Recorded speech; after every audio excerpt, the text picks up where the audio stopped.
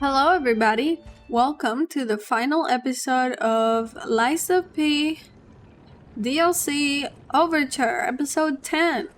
Woohoo! Right away, we're going to what we know is the continuation towards the Rose Estate, onwards and upwards. In the last episode, we explored this whole entire lighthouse area. We completed a lot of side quests and we got even some trophies for DLC things.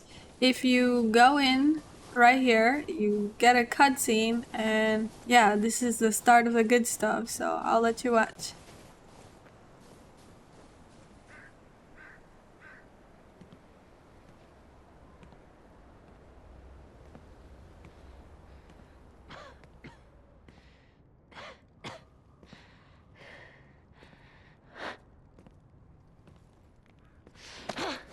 Who are you? You look familiar.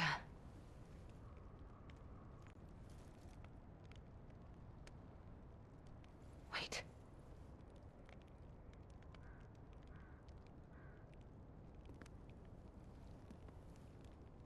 This is Romeo's locket.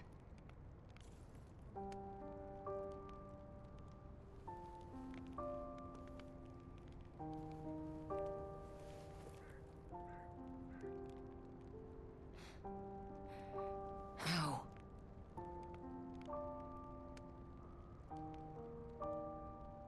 This is something very dear to me. Thank you for returning it.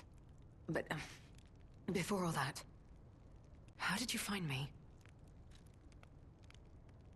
I see. The tracker. He told you about me. He never could fix that irksome quirk of his. Always wasting his time on lost causes. But he doesn't extend his trust easily. His faith in your character speaks volumes. Does that mean I can trust you? Fine. I concede you are not my enemy. If you were, the tracker would have made sure you never reached me. The fact you're alive means he trusted your intentions when he sent you here.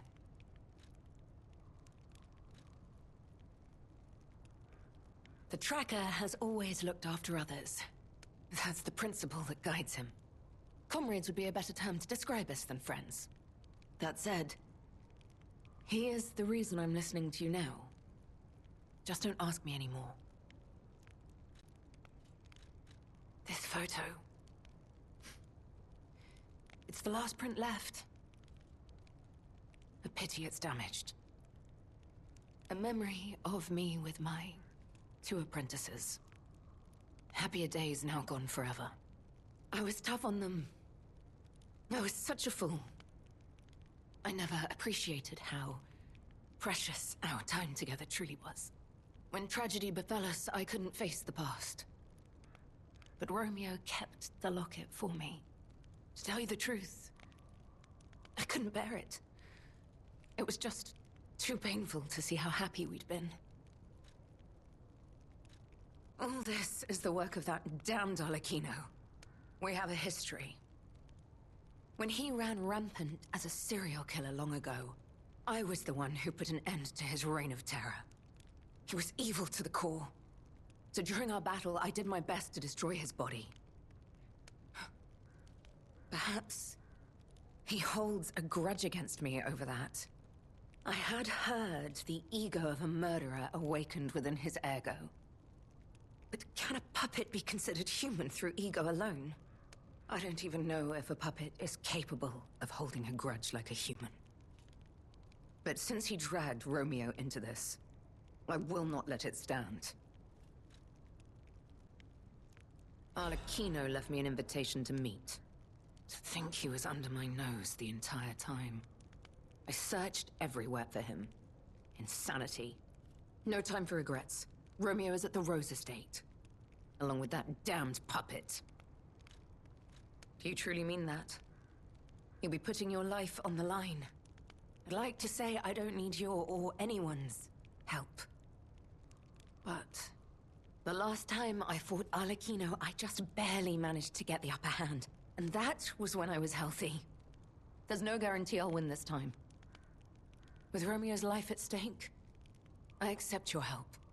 From one stalker to another, I, Leia Florence, ask you to fight with me. We must find a way into the Rose estate. Despite outward appearances, its defenses are formidable. And the bigger problem is, I've lost my key. So, you and I will have to work something out when we reach the gates. The key? What? How? You must be part Crow. You certainly hoard everything you come across. This is the key I lost a while ago. Well, this will make it much easier to get inside. The entrance to the Rose Estate is further up the mountain path. Head out once you're ready. I'll wait for you outside.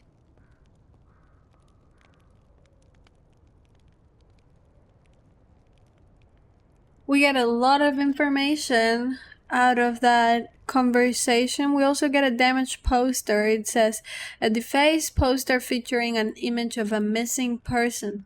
Holes have been torn out of where Romeo's eyes should be. On one part of the poster, a map showing the path leading to the Rose Estate is drawn on red ink. We know this is the work of Arlecchino. Obviously, we should be scared. She mentions that she's the one who put him down back when he did the Venini thing, I imagine. I think that it's interesting how she speaks about the tracker, starting with that. She says that they're colleagues more than friends, but it is the nature of the tracker to care about everyone. That makes me think that what he was saying in the previous episode about protecting someone very dear to him was about Eugenie, because I don't think he would be delusional about his relationship with Leia, right? And also we see that Leia is in a lot of pain over her guilt of Carlo dying, and she does not want it to happen again with Romeo. Unfortunately, it seems that Romeo is completely captured by, completely helpless. There is not even a fight anymore with him, right? By Arlecchino. So we are a little bit on the backhand of our mission. We're a step behind Shirley where she wants to be. So there is a hurry to get to the Rose Estate, and to ally ourselves is convenient because she's not even sure she can defeat him, given that she is sick with the petrification disease. So yeah, let's go ahead and see where this takes us. I thought that this following part was the most difficult part of the DLC. This specific portion of Run Up was the most difficult, like, non-boss area of the DLC. If we look around the room, we get Leah's will, and let's give it a listen. Romeo, this is likely my final message to you. I am off to battle Arlecchino to save you.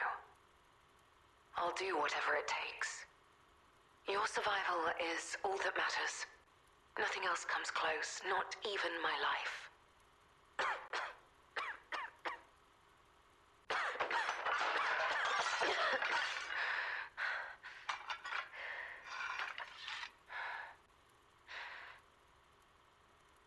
There was nothing admirable about my life. But I did what I could.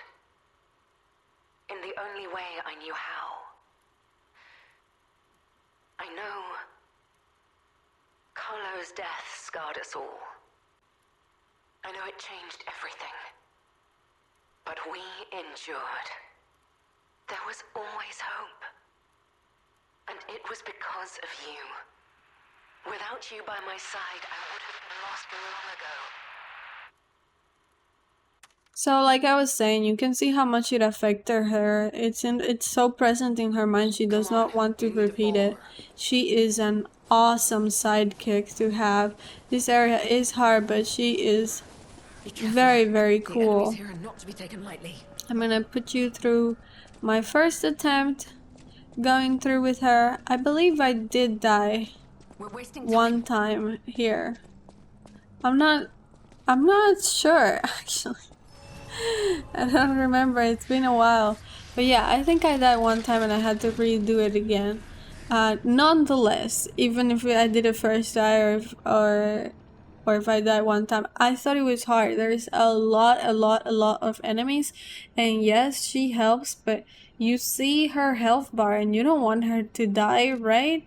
At least that's how I felt.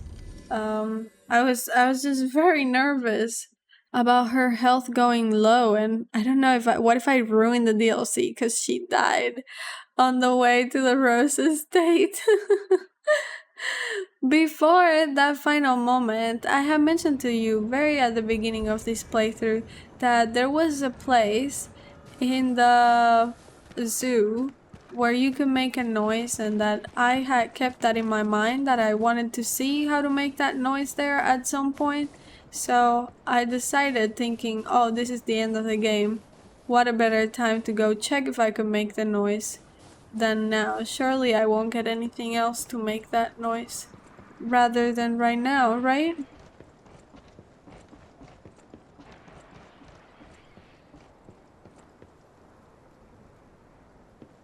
And it tells you that with the daylight breathe the horn, you can make the noise right here.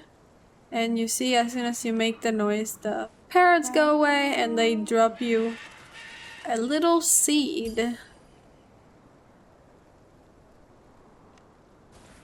A golden seed, a radiant seed that emits light similar to that of the golden coin tree. If planted in a suitable garden, it might one day sprout something unexpected. There is more to Krat than sadness that flows like a river of tears.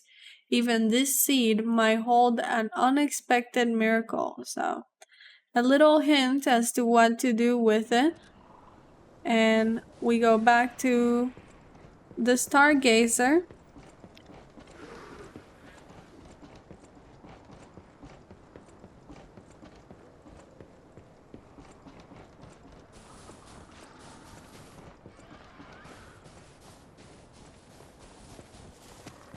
And we're going to try to find a way to plant it somewhere. I find it funny that you can see the kangaroo facing away right there at the Stargazer. That guy is scary in the distance. So, from the Stargazer, we can go to the Eventide Hotel Cry, and then to the garden, and then we plant it.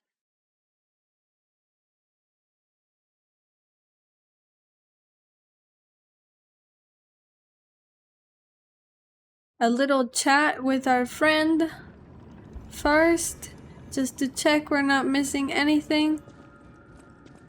For now, I can only do what I can. I intend to fight to whatever end. Someone must, or else all hope is lost. I believe we both fight to protect someone dear to us. Is that not so? I had a hunch. Call it Trekker's instinct. It is time for us to go our separate ways.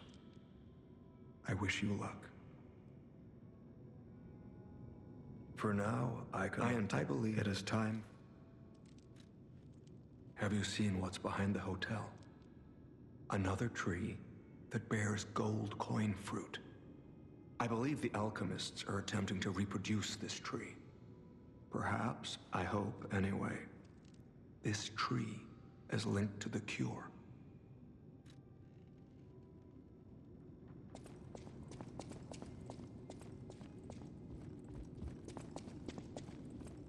Well met, Master Stalker. And now, onwards to looking for the tree, if I can remember where it's at. It's actually in the second floor. Yeah? I thought this particular secret was one of the most beautiful ones in the game. I was very happy when I managed to get it. I was a little confused at the beginning, like, hey, why isn't happening right away? But it made sense. Like, once you actually finish the DLC is that you can go back and see the results, the fruits of your labor.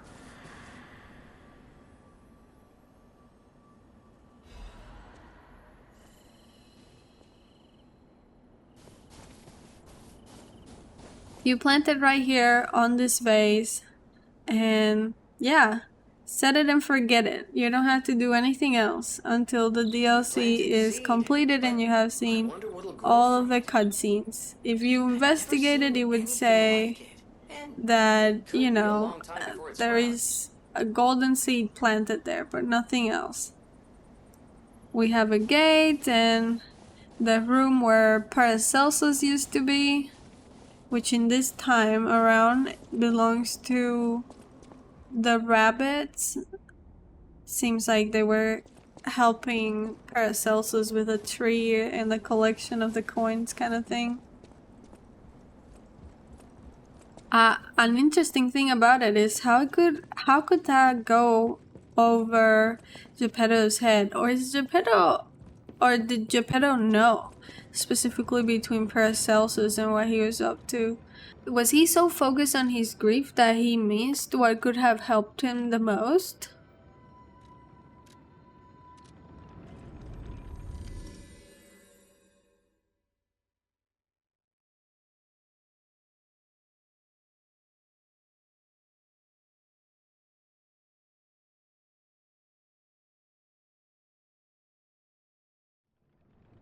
Now back in the cave and ready to go with Leia. Let's see how the first try goes. Like I said, I think it took me more than once. She's very powerful, but I'll kill you all. I get scared that she would die. that was my worry. She's powerful, but she takes damage. Plus, she's like coughing and things like that. I didn't want anything to happen to her. It's actually a funny story with her. You guys are gonna laugh when we get to that point. I've been waiting to tell you the whole entire playthrough, but I did something so dumb with her right at the end. I guess I still have to wait. I don't wanna spoil the journey. There is lots and lots of enemies in this area because they're kind of assuming that, Then prepare yourself. you know, it's more than one people, so why do you even need a breather? What do you mean a breather? You have Leia on your side. That's your breather, right? Then we have like one of those big ones. The guy with scissor hands. And everybody biting at the same time. I had to get some distance from it, but I still managed to get the visceral. I did everything I had to do.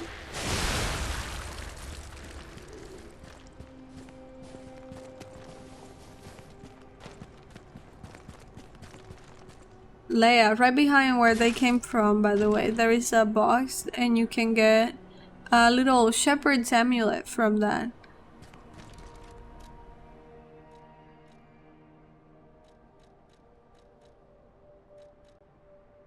The shepherd's amulet says, "Not even a sharp spear or keen blade could fell the giant. What killed him was a pebble flung by the hand of a young shepherd." And it says increases the damage of throwing objects. I think it's referencing David and Goliath, right? Ooh, another tale. They have pulled in some cool ones into the mix. What I was saying earlier before we picked that up is that with Leia, her stats are not leveled the way our stats are. They're not linked together. She has her own damage, and her viscerals, no matter how much damage she does, she's never gonna do more damage than you, basically. She does good damage, and you know, she helps a lot. There is a part later on that I'll show you where she does amazing damage. But in a team up visceral or anything like that, if you get the chance to do one, she is not gonna do the same amount of damage. as you do, so it's gonna feel like you almost did no damage in that sort of thing. Well, we're doing well with our health, and her health is going down, but not a whole lot. My heals are going down too. I bet you my health would look much worse than that if it was just me in this area. I find it interesting that she would wait for us when she's in such a hurry to find Romeo. I get it that it has to be a game thing, but I think it would make more sense if you just went ahead like and you were just kind of struggling to catch up to her kind of thing, right? But maybe it's because I play slow. Maybe other people would have no problem going fast in this area, and it's just been me. Hold their attention. I feel like I'm gonna be killed by a regular mob, and I'm gonna have to live with that embarrassment forever. Well, not this mob. I live another day. Yay. We're continuing forward. She's not looking super bad. Oh, it's totally here where I die. I remember this. And it is gonna be a regular mob, I feel. And she's having a struggle, and everybody's coming for me while she's struggling. And I'm not gonna survive that, am I?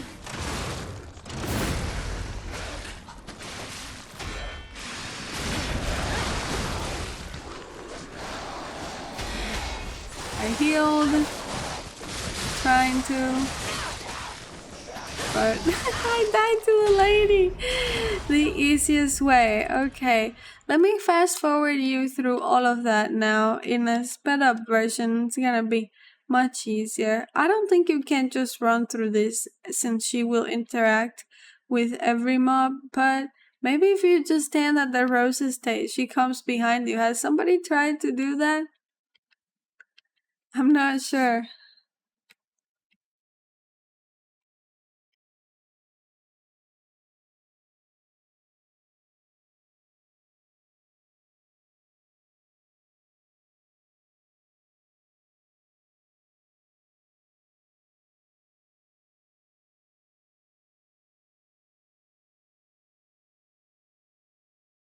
Alright, back to the place where we were.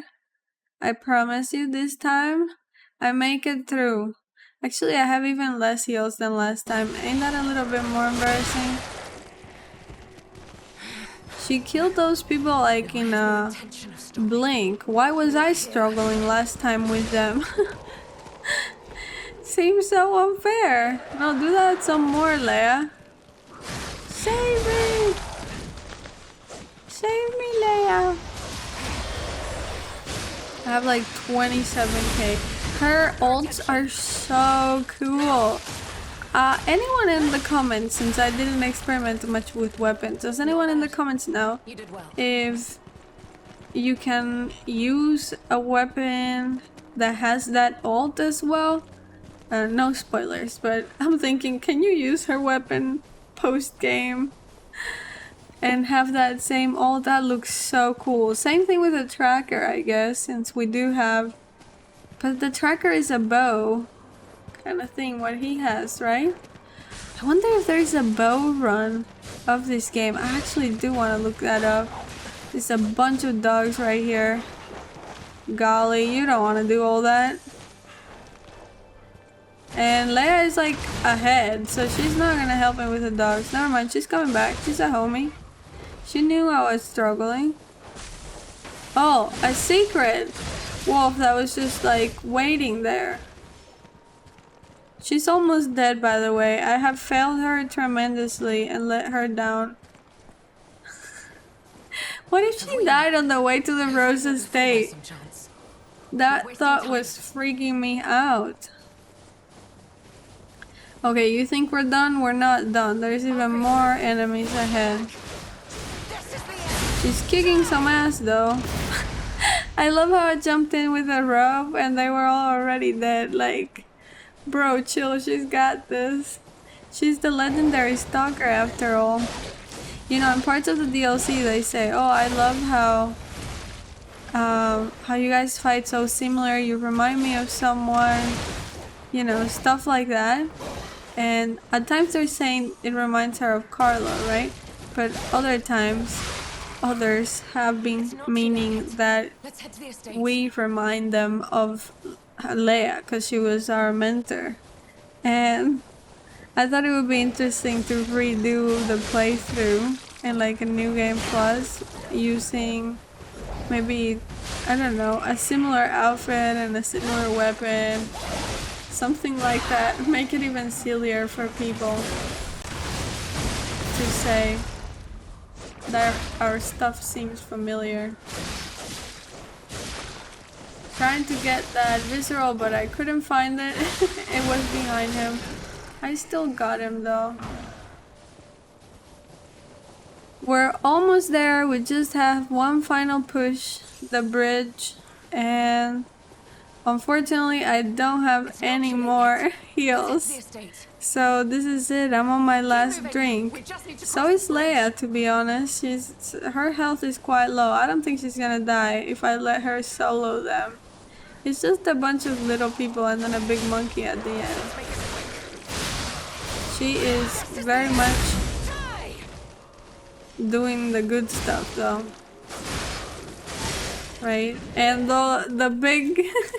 Notice how scared I get when I see the big claw lady come over. She's my mortal enemy, bro. Oh, I roly-coly and he grabbed me immediately. I had to spend my last healy on it. Well, I'm really letting her do it because I don't want to mess with it, but it's not looking. Is it? Ah! The tension's rising. Oh, Leia saves the day with an ult. That was so anime coded. We get a ring from that, the solutionist amulet. At least until we reach the estate.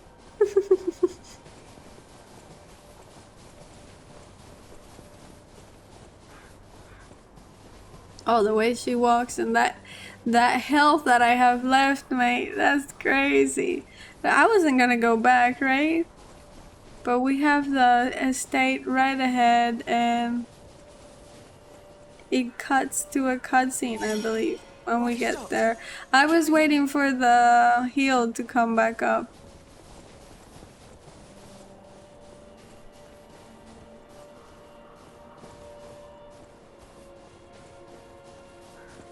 I cannot lose Romeo. I have to save him. I must. I will. Damn this snow. We must hurry. I thought we were right there. I thought the bridge was the last thing. Did I forget something? Oh, no. This is the cutscene. Okay. The Rose Estate. It was just like up a little hill after the bridge. A Monad house. A Monad charity house. We've heard about this house from the base game already. We know this is where she grew up. We know Valentinus, Monad, and what's the name of the lady of the house? They were the directors of the house, his wife, while he was the main alchemist. And we know that Sophia was here and that we grew up here as well after our mother died and our father didn't want anything to do with us. We assume Romeo is from here as well. Yeah, I have the key.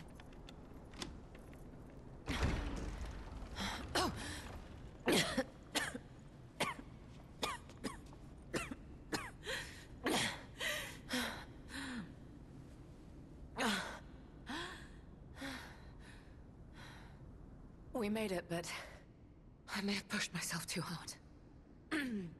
You go ahead. Check out the situation.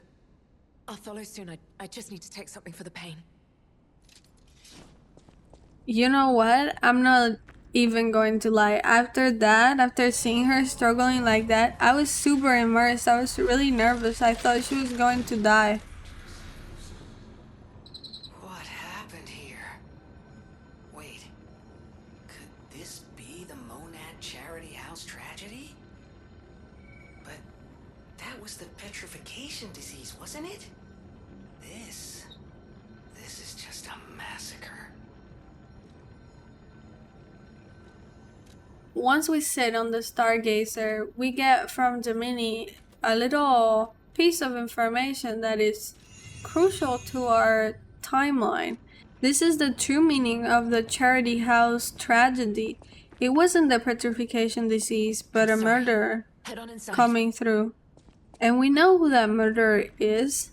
And I don't know how, but I feel Mana's hands over this as well. Yes, Arlecchino is on a path of revenge, but I don't know, something about the division between the alchemists makes me feel like this was very convenient for Manus as well. Once we open the door, we get the most tragic cutscene in the game.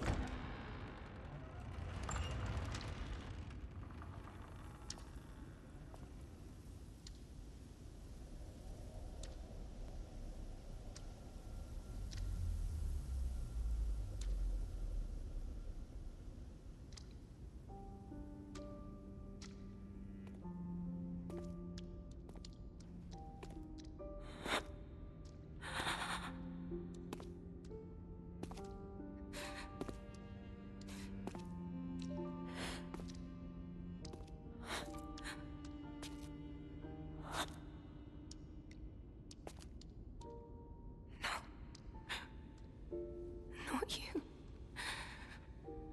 Not like this. This wasn't supposed to happen.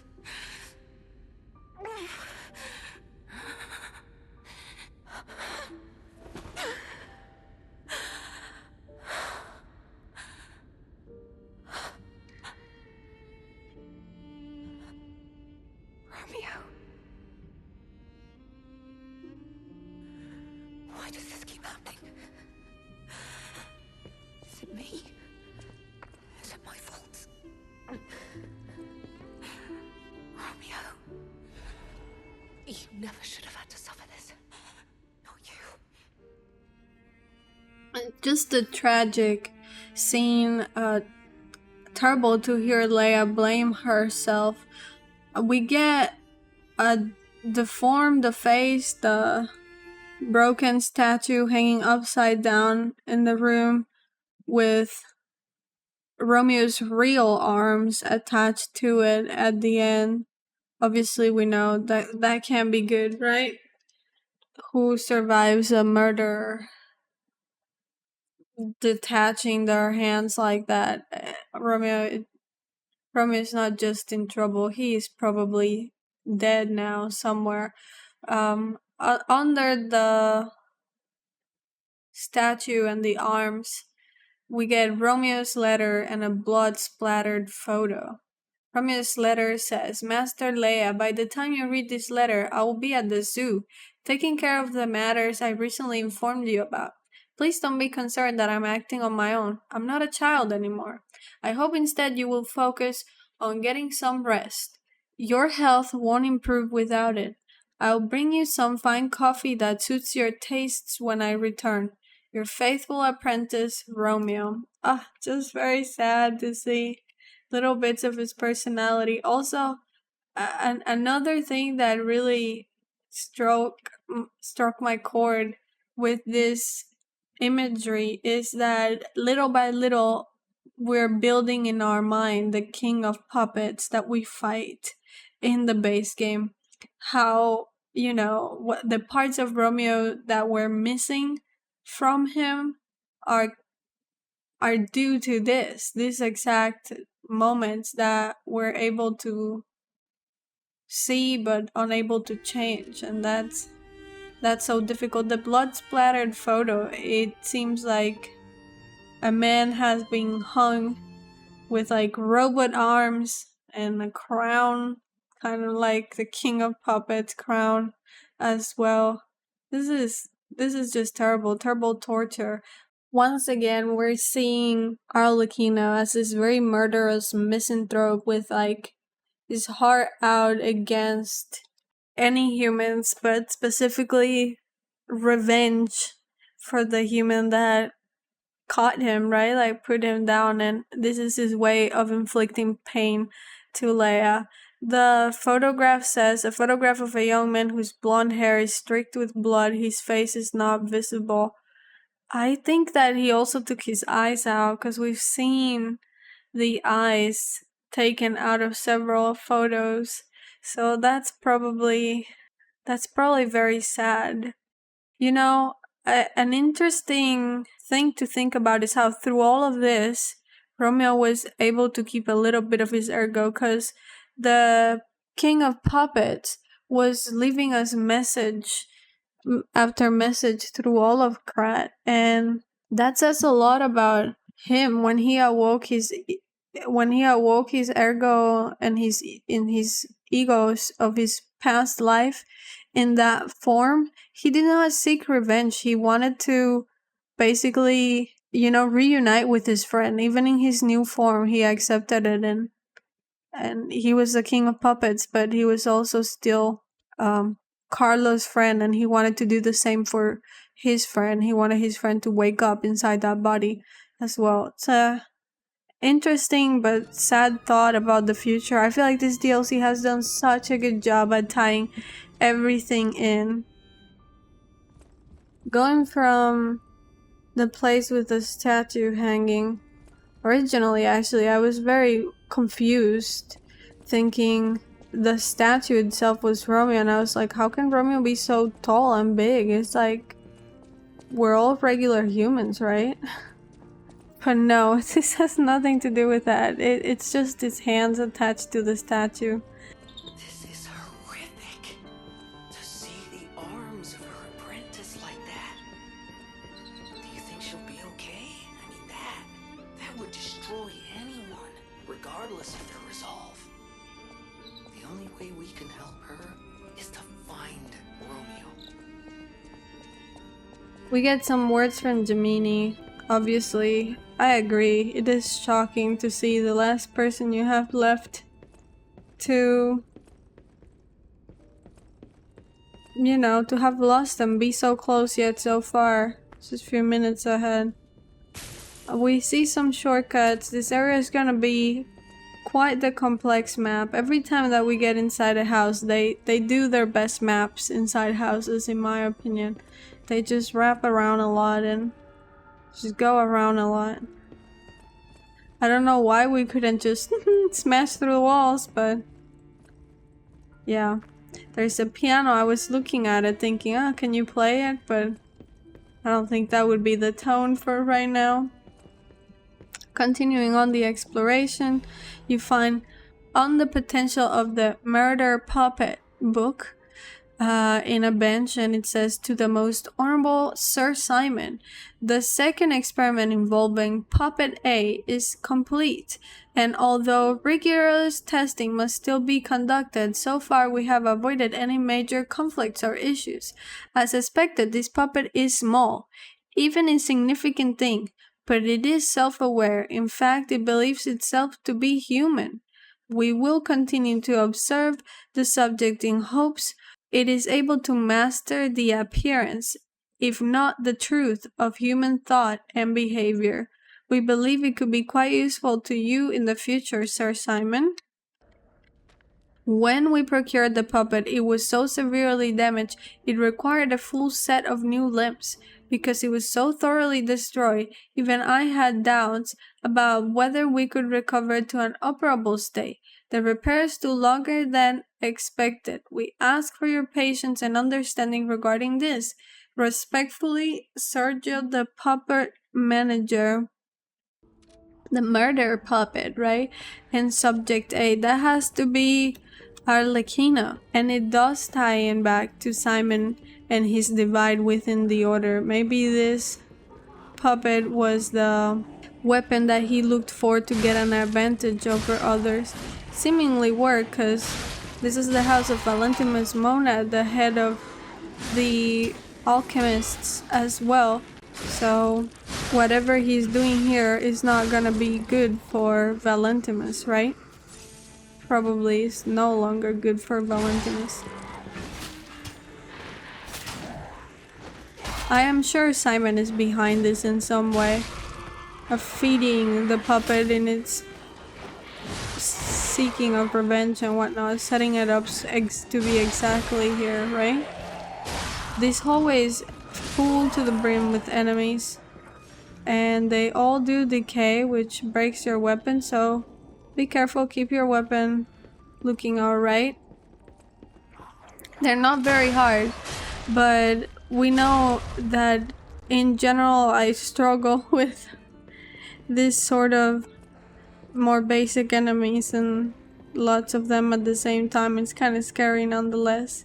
I didn't think this whole area was too difficult. It was more of like a story, kind of like going through the motions to discover more bits of what happened.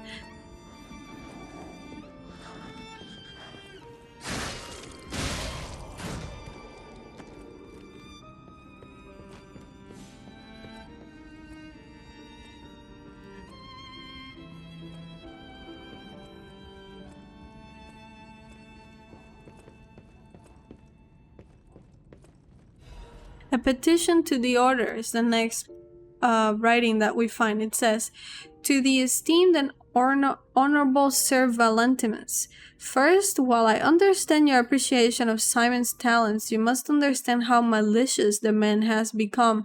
I have confirmed he actually procured a puppet driven by the ergo of a deranged killer, a heinous thing, tainted with blood and as dark as the abyss is deep, simply so he could study it.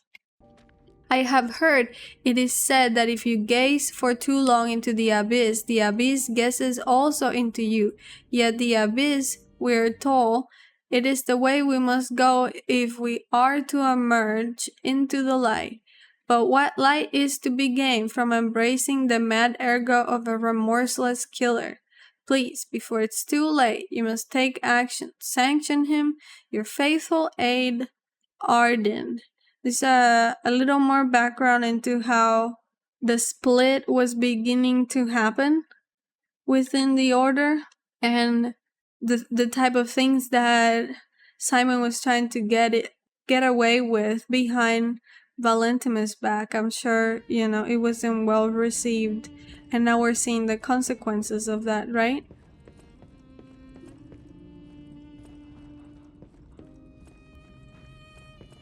All of the enemies in this area are kind of semi-pretending to die or completely dead. It's a little difficult to check if there is someone to fight or not. It's a beautiful room with a view of the outside. Mesmerizing. No enemies here either.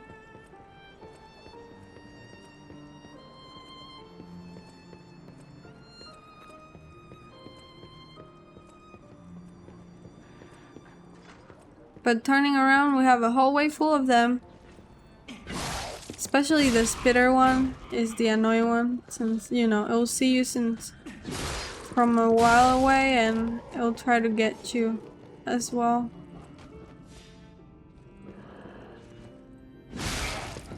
Looks like a maid with a carcass disease, like a giant tumor kind of thing.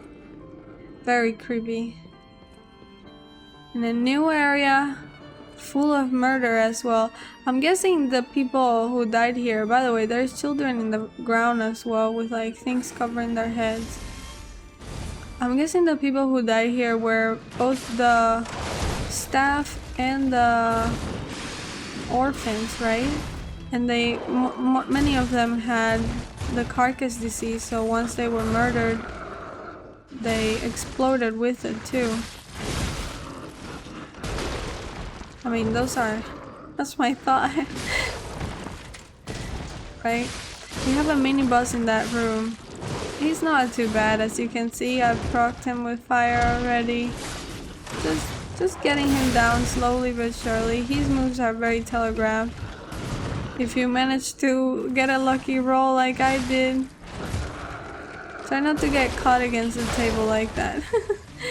And yeah, the visceral is all you need.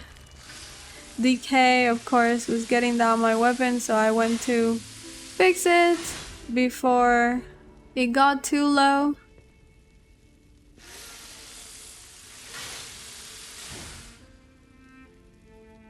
And I was trying to make sure to fix it all the way up once the decay was gone as well.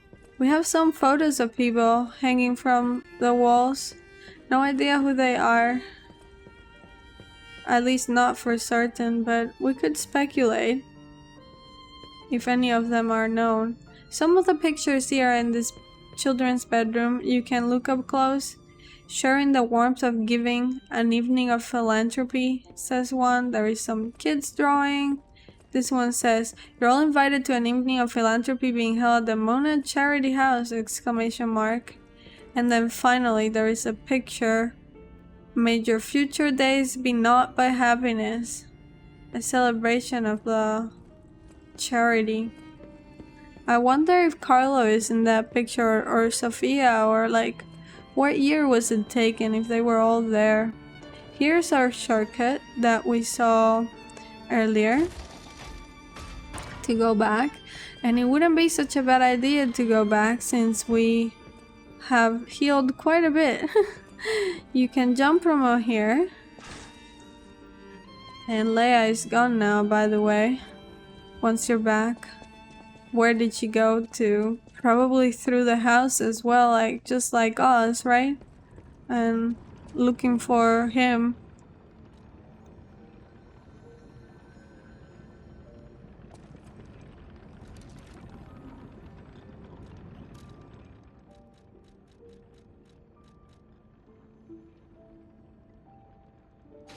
I was thinking, since we were very close to another level, that it would be the best idea to put what I need to level up one more time, just in case that I would die ahead. And then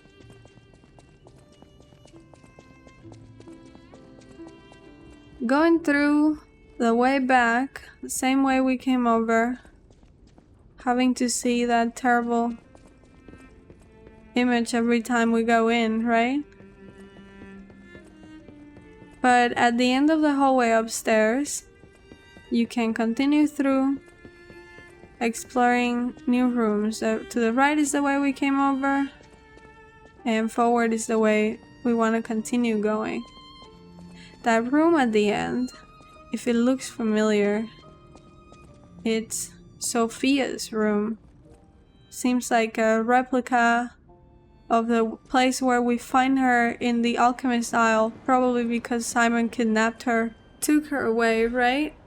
A family's happy memory. My family, they're everything to me. In honor of Carlo's coming of age party, Leia, Carlo, and Romeo. So they saw each other as family. I think Carlo is the one sitting down in this one, right? Oh, what a cutie. And Leia's on the left as well. By the piano here, we have Sophia's diary.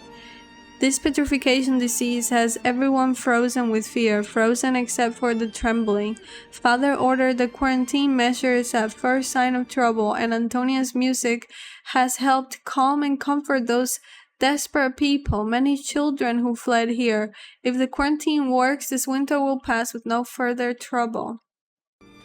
But nothing could prepare us for the pain of losing someone so precious. We're still recovering, especially Romeo and her. I pray for the safety of those still outside. P.S. Simon asked to meet at the harbor, but I declined. Far too early for the next food shipments. What could he want? All of this has happened in a very short period of time, because that shipment is the shipwreck that he intervened on and that he caused, and that released Arlecchino. And I honestly believe that he came in and kidnapped her, and he did part of the killing in the house. that's why she's gone. That's why the window is open kind of thing and stuff like that. Yeah, no, that's my belief that he came back and caught her, since she's the only listener left alive that he knows, I guess. Does that count? Is he a listener as well? I'm not sure. But yeah, since she was special and he was kind of smitten with her, I believe he went in and did his move independently from everything that Arlecchino is doing right now. Wait, this must be Sophia's room. So, she was here when all this happened. I think it's very interesting how we're seeing that a lot of the events in the main story of Lies of P have happened in a very short period of time. The mention of winter contextualizes a lot to how brief the span has been between events.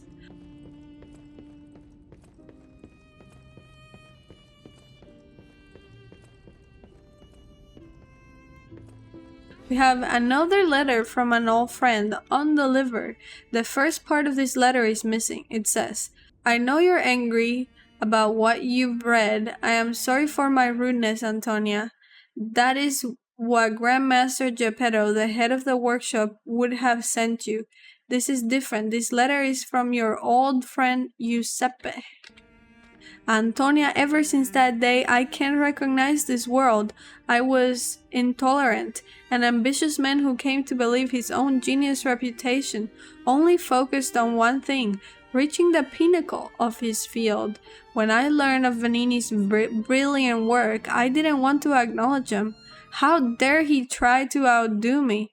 I was vain, only satisfied when the world's praise and attention were all mine, and my world was a gilded treasure chest that remained utterly empty. Camille taught me there was still hope. Worlds even an empty man could still live for. That's the trouble with finding heaven. Losing it, it's more terrible for having it known in the first place. I'm not the man I was before Camille, but I'm no longer the man I was when she was still here. I needed her eyes to see the world without pain, her soul to learn how to love it. Yet no matter how hard I try to remember now, it all slips through my fingers. My world has lost all color. I think I understand to my very bones the old saying, hell is the pain of remembering loss. So I am empty man again, Antonia. Even now, Giuseppe Geppetto is no different than a puppet, hollow shell.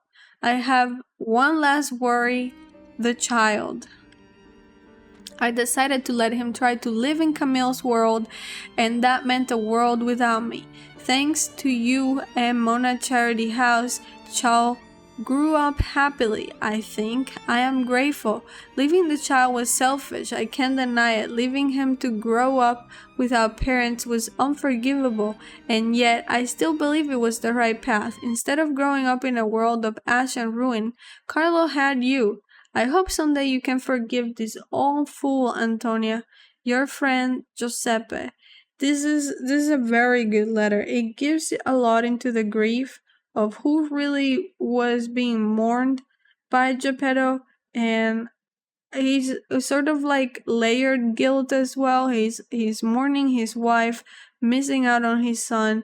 He's punishing himself by missing out on his son because he thinks he's no good. He's no good company. He's no good to raise. He's no good to show the beauty of the world. And then he loses his son, and that throws him even further. He blames himself again. He knows how much it would have hurt his wife to lose his son. So the context that this letter offers into his psyche is very interesting to me.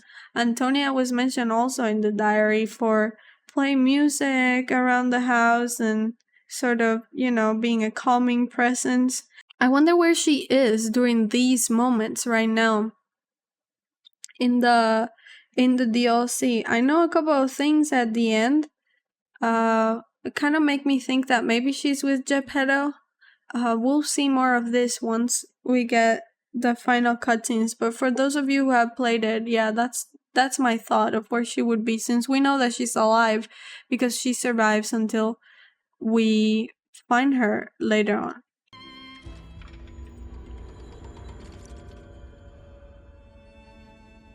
From this small garden area, we can continue forward and we get sort of to like a kitchen. Yeah, a kitchen. A dining room, and it has lots of enemies in here, some surprise ones as well, so trying to keep my distance with them since one already saw me. If you go in and you attack quick enough, you can get one out of the way before the other ones find you. But this enemy is annoying nonetheless.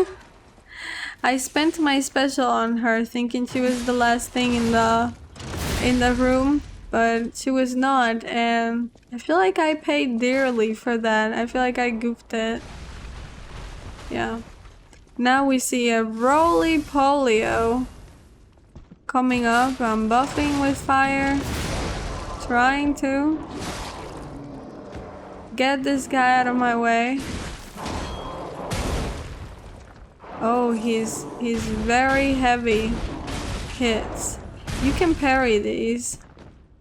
Obviously I wasn't doing a good job at it, but he rolls over me as I'm proccing him with fire, and ooh, a couple of good parries there, and I try to get him,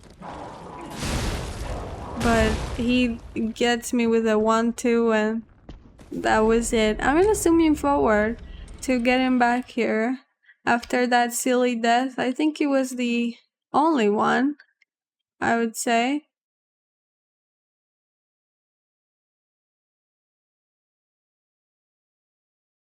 I'm playing it a lot more safely, looking around, and then he comes back in again.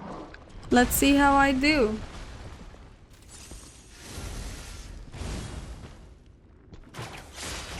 Trying to get him as he rolls is not a good idea. Keeping my health up is a good idea though.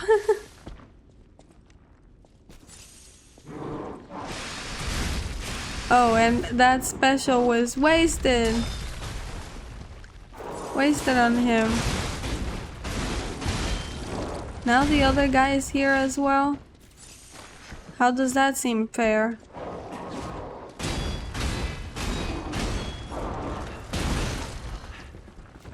Well, it has taken longer and much more than I anticipated to get through this fight, despite the good parries that I just procured. I got my stagger from greed, but I'm still not doing very well. Whenever he finishes rolling, it's not a bad time to hit him. Those parries really did land though. I was proud of that. Got my visceral finally. Some greed for it. Yeah, I almost died there for the greed. But I lost my patience and I just did my special again once it was fully charged. Honestly, that was kind of a mess. I'm sorry.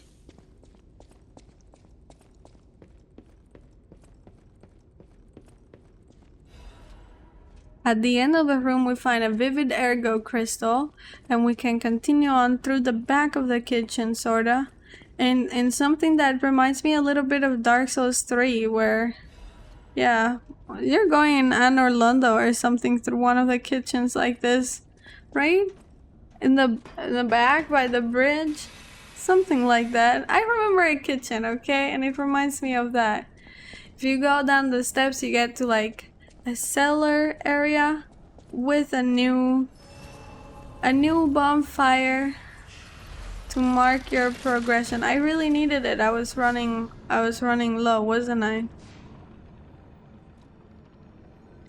From here, we can explore the little rooms around. There is lots of chefs enemies around here, and like carcasses that are, yeah, the little guys in the floor as well. Chefs and sous chefs, how about that? What a terrible. Their weapons are like big butcher knives and things like that. Very cool in my opinion. All of these items that I'm finding, by the way, they're very useful. Oh look, a photo of the service people. It's very cool. I wonder if we would recognize anybody in that crowd. I loved all the little details that the DLC introduced. I have mentioned this multiple times, but I do think that it added a lot of depth to the base game. It's one of the most perfectly placed DLCs that I have gotten to play. I hope people enjoyed it. This is like the first title for that game maker, right? I think they deserve the praise. To the left of this cellar, with some traps and some people falling from the roofs, you have a box from which you can get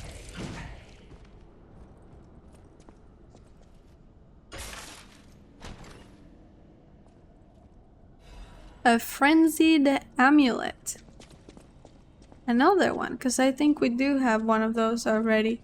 There is a steps down, a little mini room back here with a chef and some ingredients. Would you guys eat something from the house with petrification disease? I feel like I would be long dead, to be honest. That was my real assessment. Okay, another nuke over here with another chef. I was starting to get a little lost. There were too many nooks and crannies. And more people falling from the sky. These guys are quite annoying. You have to be careful how you hit them. If your weapon doesn't point down, you might miss them a lot. You might whiff a lot. Anyway, the right way to go is down the steps and off I go to a new level. This is a huge mansion, so I guess it does make sense to have, you know, such a big under level. And it was on a mountain, so maybe it's one of those houses like the side of the house is all gone, you know what I mean? Like it has the basement on a cliff, but the other side is like touching the ground. Yeah, like that. There's a lot of these like two-handed ball guys in this little cellar. It's like 4 of them, but I believe that you can walk around the cellar without fighting all of them. Like you have to go out of your way to fight every single one. You can just go. Also, alternatively, you could just run through, I guess.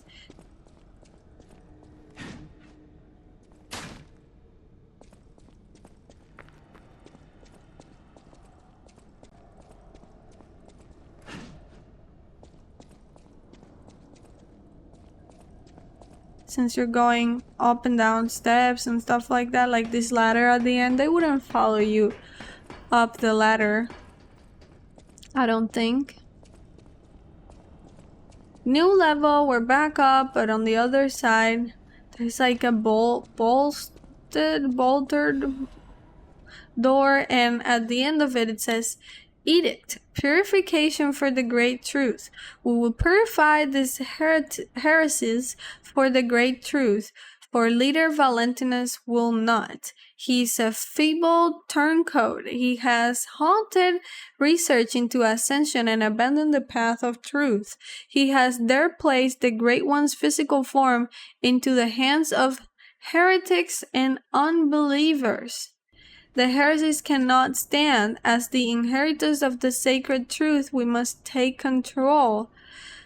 You are commanded to cleanse the remnants of heresy from the rose estate. Purify the site. All others will continue on the pilgrimage for truth, guided by noble Sir Pistris. Awaken, evolve, ascend. Purify the rose estate and the cathedral with divine elixir. See, this is the same moment that the cathedral got purified as well, and I knew that Manus had to do with this. This is the version of things from Manus' side. He's saying that Valentinus is no good, and heap hop hop, he's gotta go. At the end of this side here, you have an elevator and a baton cup that looks just like one of the first guys that you fight in the game. I think they're related in some way. The lore people have to correct me on it, but I think they really are. Just, you know, fight it how the same way that you fight the other one, because they're very similar. It's kind of like the mini boss of, like, the first boss or the second boss of base game as well, right? The cup. So I died right there, and I had to come all the way back. I changed my grindstone to electrical since he was a robot, and I had to go all the way back, which I'm assuming you through, because you don't need all that. And now we're gonna fight it for real.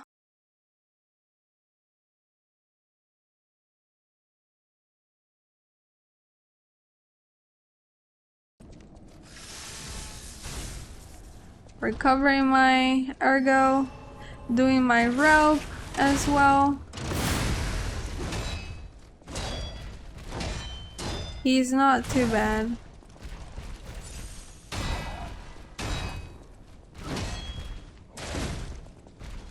Like I was saying earlier before we found him, it's very interesting to see the story from Manus's side, because it puts it like Valentimus had done something that was sacrilegious to the order by taking the arm of God and letting other people touch it, letting regular people touch it, something like that. That he mentions he didn't like that.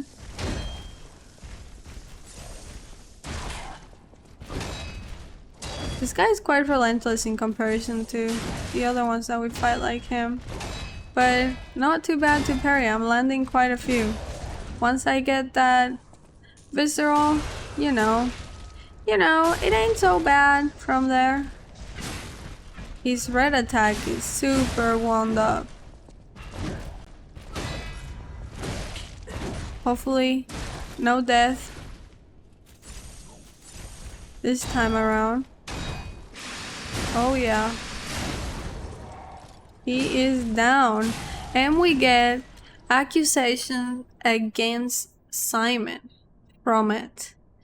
Note, it says, Sir Valentimus, with utmost sincerity and all due respect, this will be the 9th indictment.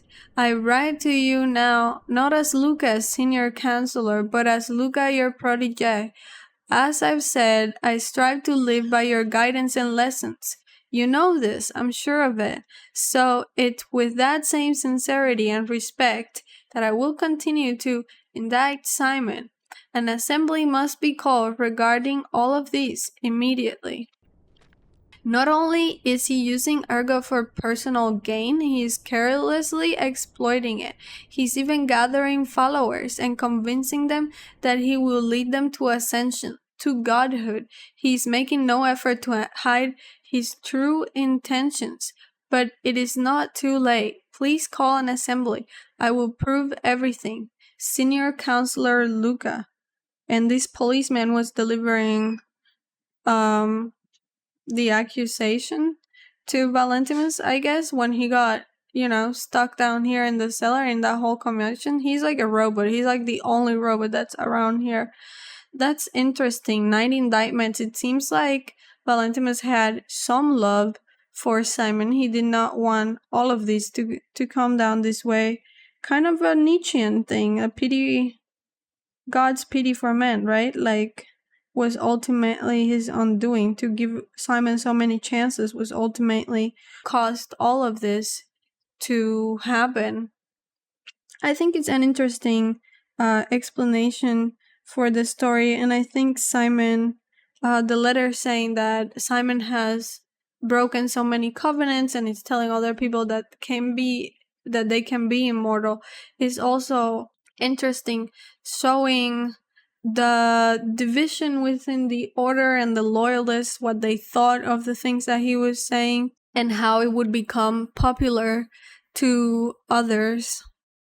I guess Valentimus didn't have power enough in the end to stop Manus from taking over. It's quite sad because he even took over his own daughter. So yeah, it's like it destroyed everything, including his daughter. Maybe that's part of the reason why Simon was so obsessed with her. He wanted to take everything away from Valentimus. At the end of the room where we fought this guy, we can get a box with a little something something, and this is like a trail station kind of place. Like, this guy arrived through here, I think, and people would be arriving through here. You get a quartz from that, which you can use to upgrade a couple of things. And going back to check the ring that I got a little bit earlier, the frenzied amulet. Combat fuels the frenzy, staining the eyes with blood. A warrior lost in the heat of battle will forget even the most agonizing wounds. It's like a little bit of a vampire. Yeah, a little bit of a vampire ring. It says it restores HP when a visceral attack is successful. That's not a bad tool. I feel like we must go back now to the Stargazer and heal a little. But maybe we'll find something ahead that will heal us as well. Let's check where the elevator takes. We don't lose anything for checking, right? There's not gonna be any enemies waiting for us. Right? Cobium?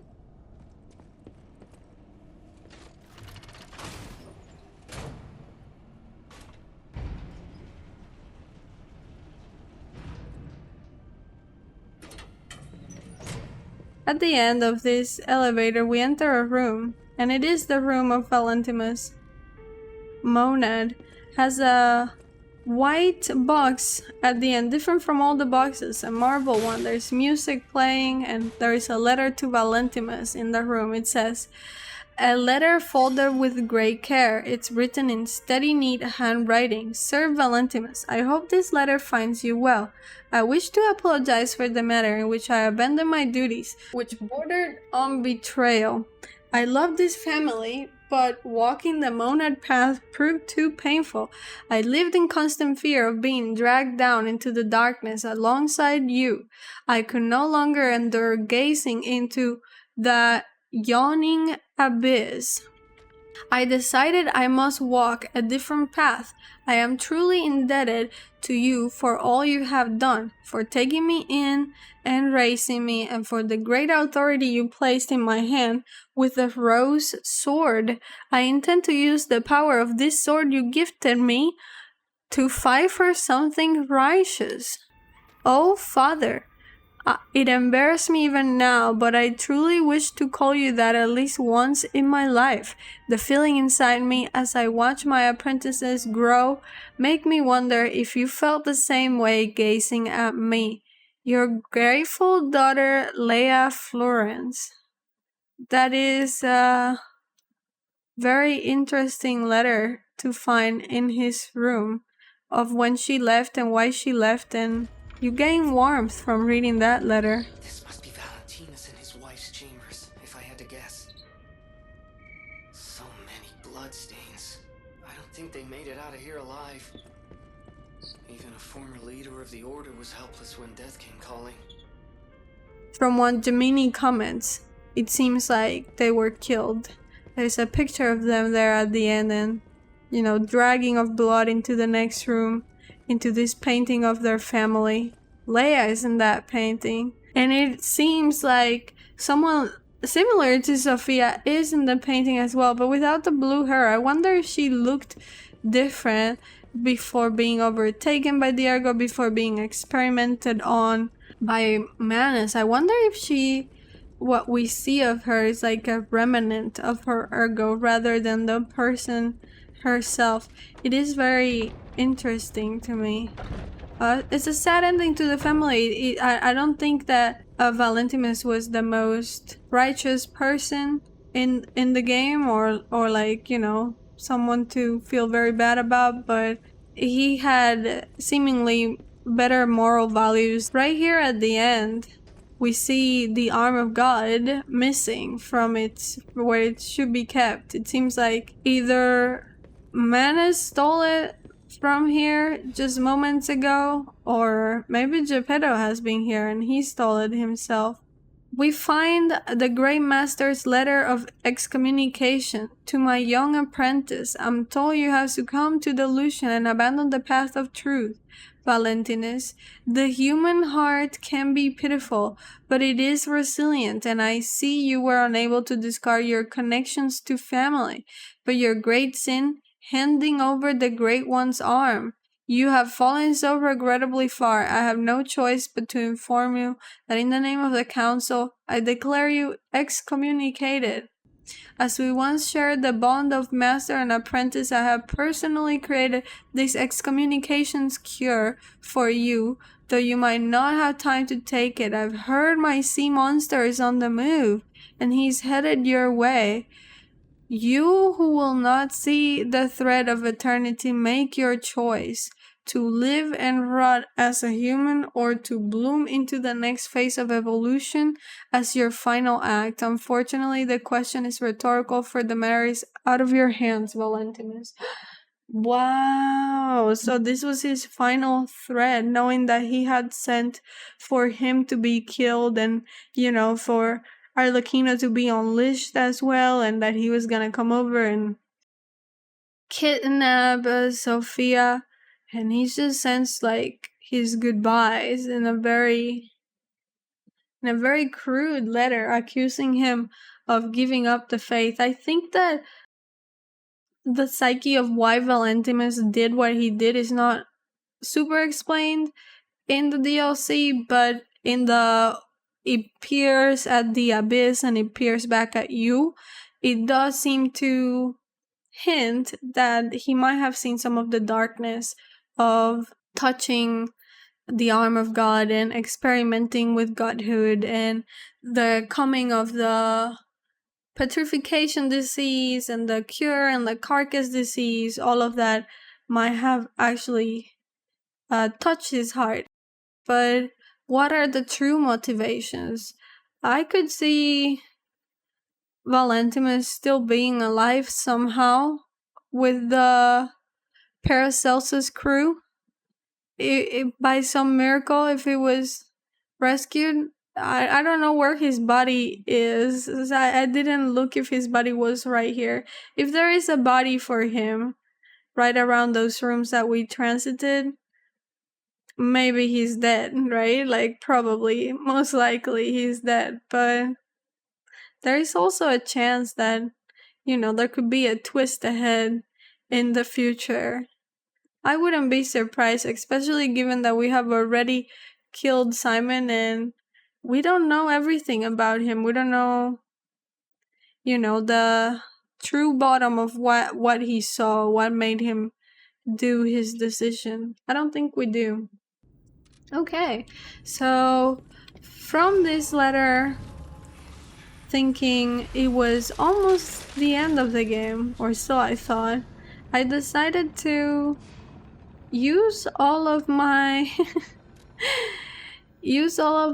remaining ergo chunks and pieces and level up whatever I had left to continue on. I thought, it's not a bad idea. What else am I gonna use it on?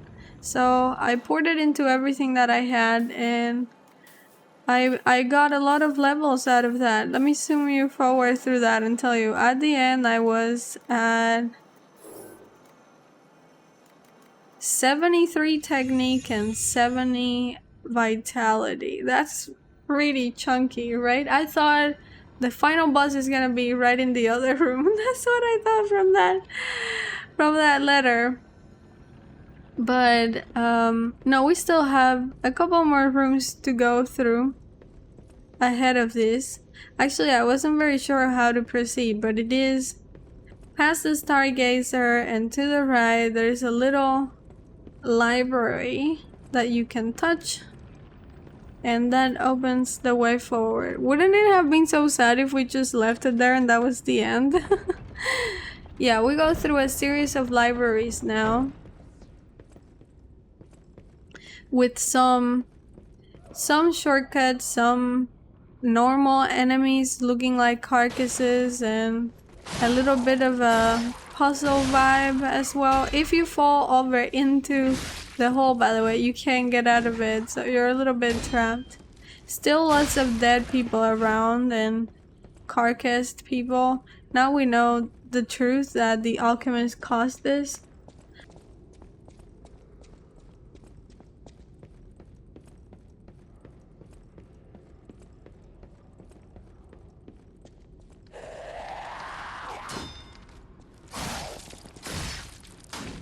I bumped against the wall, by the way, and that lady did all of her combos on me. How could that be fair? I wasn't gonna have the same happen twice, so... Instead, I ate all of the decay from that guy. Yeah, we have a couple of things to explore right here. And believe it or not, this was the area where I finally learned how to jump in the game. I died right there. Let me zoom you forward until I get back.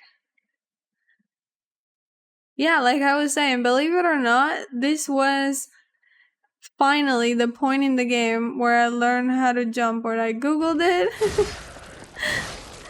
And I was like, no, there has to be a jump. There actually didn't have to be, but you know, I still learned it nonetheless.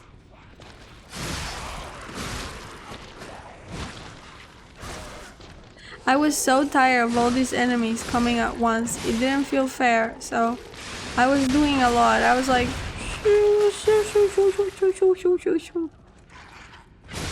now they seem like they can't get to you, right? But if you turn around, they're all right here. They can all get to you. They're just hiding or pretending or whatever it is they want to do. It is not fair. Luckily for me, I was able to get them all right. The items right around here are not super important, and some of the secret rooms have more enemies inside and some have boxes, like this one. The area itself reminded me a little bit of that place where you fight Renala in Elden Ring. It had lots of nooks and crannies as well, and annoying enemies that weren't too strong, but they would still annoy you a lot.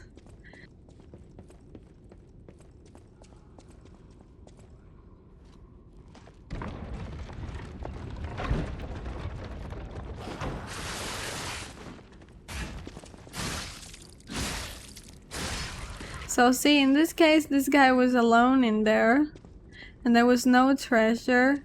And then this one here had a little treasure, but hardly worth it. At the end, once you're finished seeing everything, the way to proceed is up the steps right here that we're seeing after getting that guy. Wait, one final item, and now we go up the steps. Surely. I keep seeing that item and thinking, how do I get to it? How do I get to it? No. I'm so confused. I should have just gone up the steps. Yeah, this is the way back. And then entering to the right. And all the way to the right, you get the step up. Yeah, this is the way to go. Don't worry. Everything makes sense, somewhat. So, we have that item there. And we have this big guy over here. Trying to be sneaky. I bet you he would have pushed you off the side of the balcony as well if he could. There is a spitter in the distance that will totally get you if it can. And it would totally kill you if it can as well. Decayed immediately. Is it okay for it to be doing that much damage? Well, I'm alive somehow. It's been a mess. My weapon is almost breaking. Let's take a moment, but not too long, because the lady ran to me. Still, I'm fixing my weapon. She's back to spitting. And I even fell down the steps. Okay, going up the ladder again. How much damage can a spitter do? Apparently a lot. Oh, you could have done a backstab there. I was too excited jumping a little to see it. Lots of scratches, lots of murder. In celebration of the generals, Lady Sir Zanny and our other sponsors. I wonder if we know Lady Sir Zanny, who she is, by any other name. And we have a dead end here at the very end of the hallway with a ladder that goes down off to the side.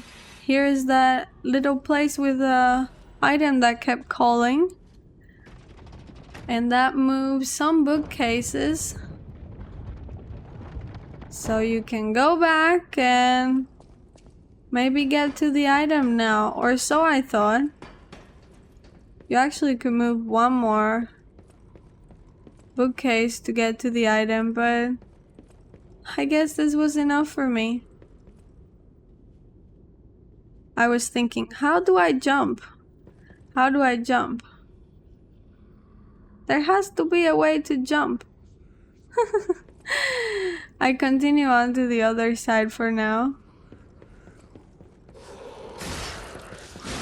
And I found that horse, of course, that opens a new path ahead all the way downstairs where we came from.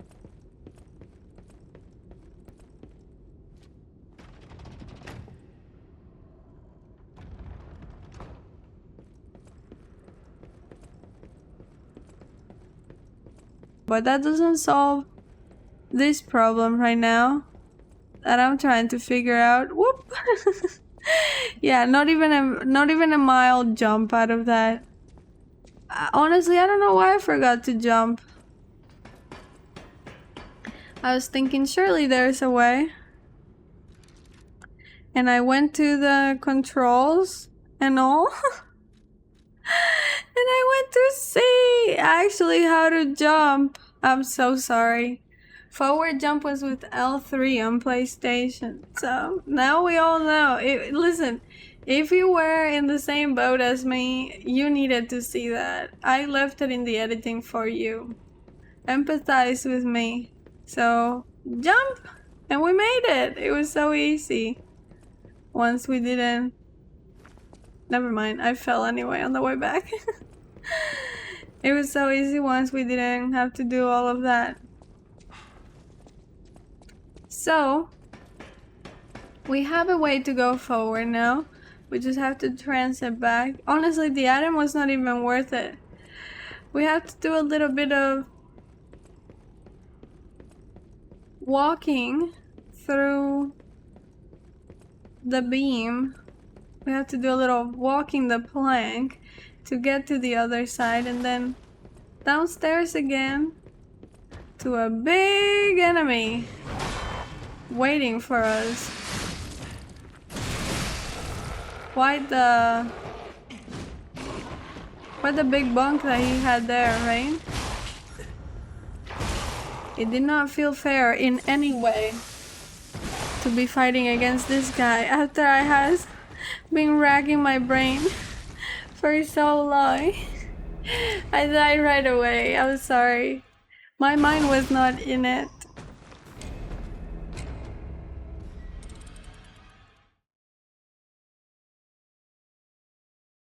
So I died one more time and I changed my proc and I came back ready with fire. And I was going to get it. I was so sure of it. The wind-ups were really terrible, but if you landed the parries, it wasn't too bad. Some of them at least. It's a very strong enemy, so if you do get hit, it takes a lot of stamina for a partial parry, and health if he fully hits you. As always, we're trying to get, you know, that visceral attack and a proc, special. All of the things were lining up in my favor. Despite him being so annoying. I was seeing some progress. I was trying my best. God, he was making me into fucking pounded garlic. Yeah, visceral attack. Yay, finally. Done it. And we get from him the Rose Garden key. That's why I was telling you that it wouldn't be possible to just move ahead without killing him. You do have to kill him to continue on. The Rose Garden key says, a key obtained from within the Rose Estate. It unlocks the door to the Rose Garden entrance. Of all the gardens in Krat, Lady Isabel's Rose Garden is said to be the most beautiful. Having lost their caretaker, the roses now gleam crimson, an ill-timed vision of bloom amidst the backdrop of white snow. Painting a picture of what we're going to see ahead once we continue forward. This big carcass must have been the caretaker of the garden since he had the key, right?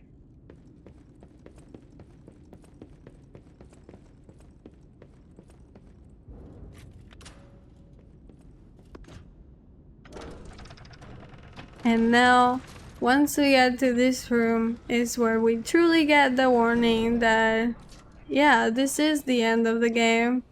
We made it. The final boss.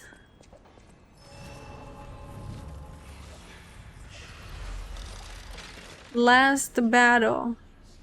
The end of this overture is approaching. Revisit the unfinished story for your journey. Unspoken words and unfulfilled promises might all disappear when the overture ends. It's a warning.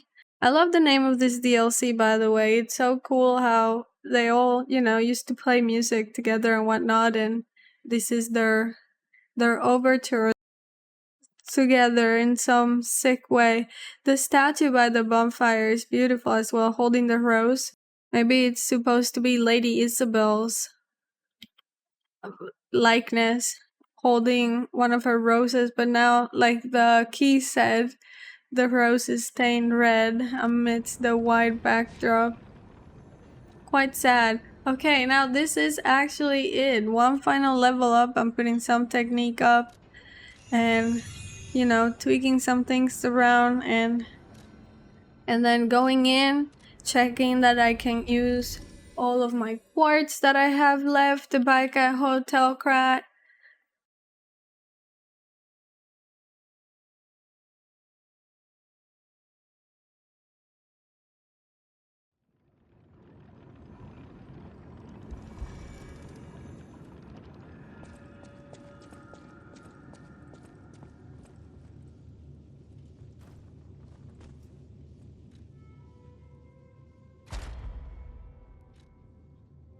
I'm going to be leveling up my final attack one, and since I have an extra, maybe I will also be lowering my charge attack stamina consumption. Saving stamina for this fight was very important in my opinion, so I think those were good choices. It depends on your build, honestly. Just make something that add on something that makes sense to you.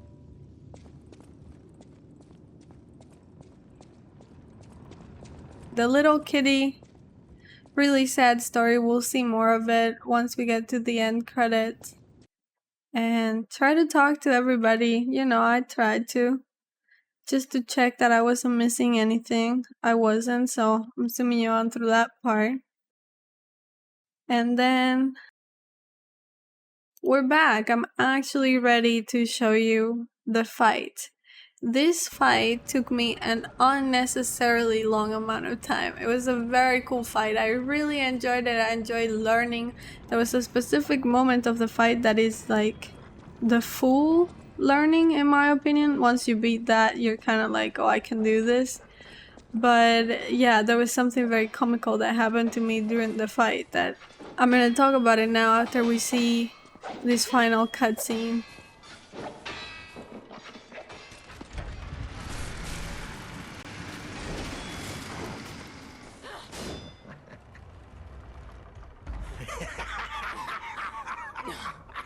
Where's the legend I faced before?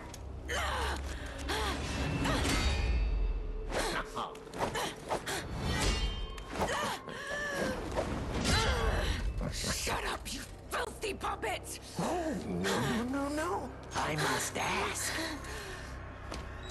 Did you actually believe you could save your beloved apprentice?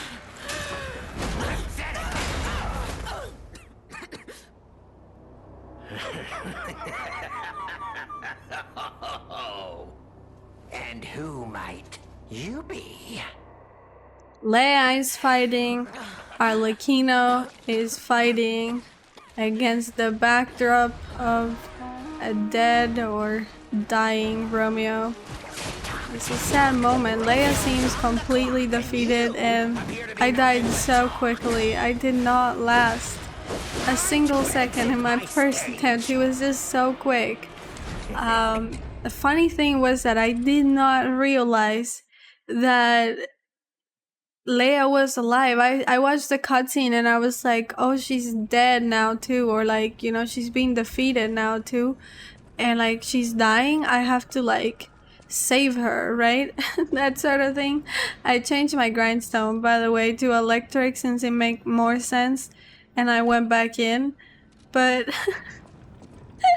I was soloing that fight for such a long time. I was getting really cool attempts and I was like, I was like for like, I want to say like an hour. Yeah, I want to be like overtly, just in case it was not as fast as it felt, but like I was for a while there just fighting him solo and thinking like, wow, this fight is so cool. It's kind of like Melania. It's kind of like the King of Puppets in the move.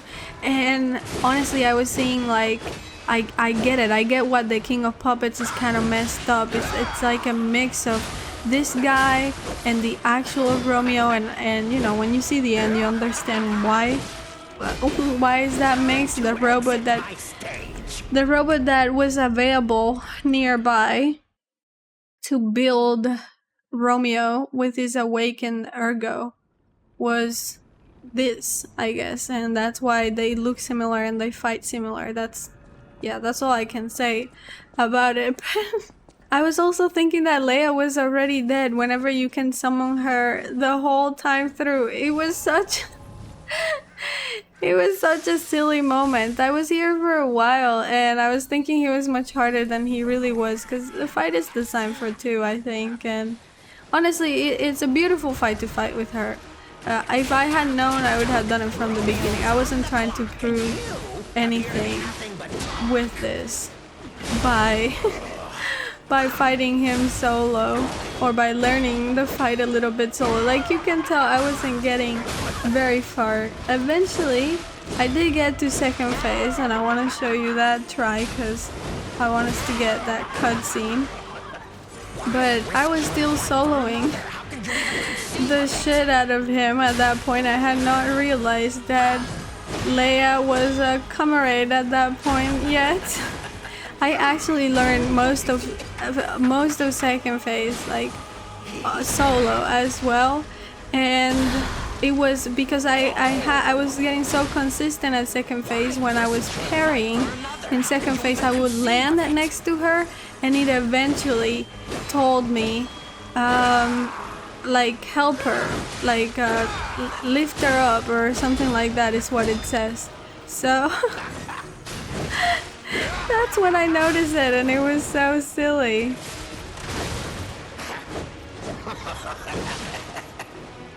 Anyways, let's watch the cutscene for phase 2.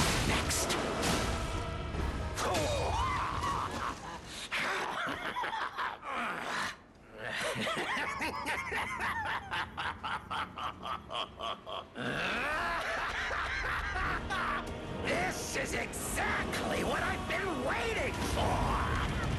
This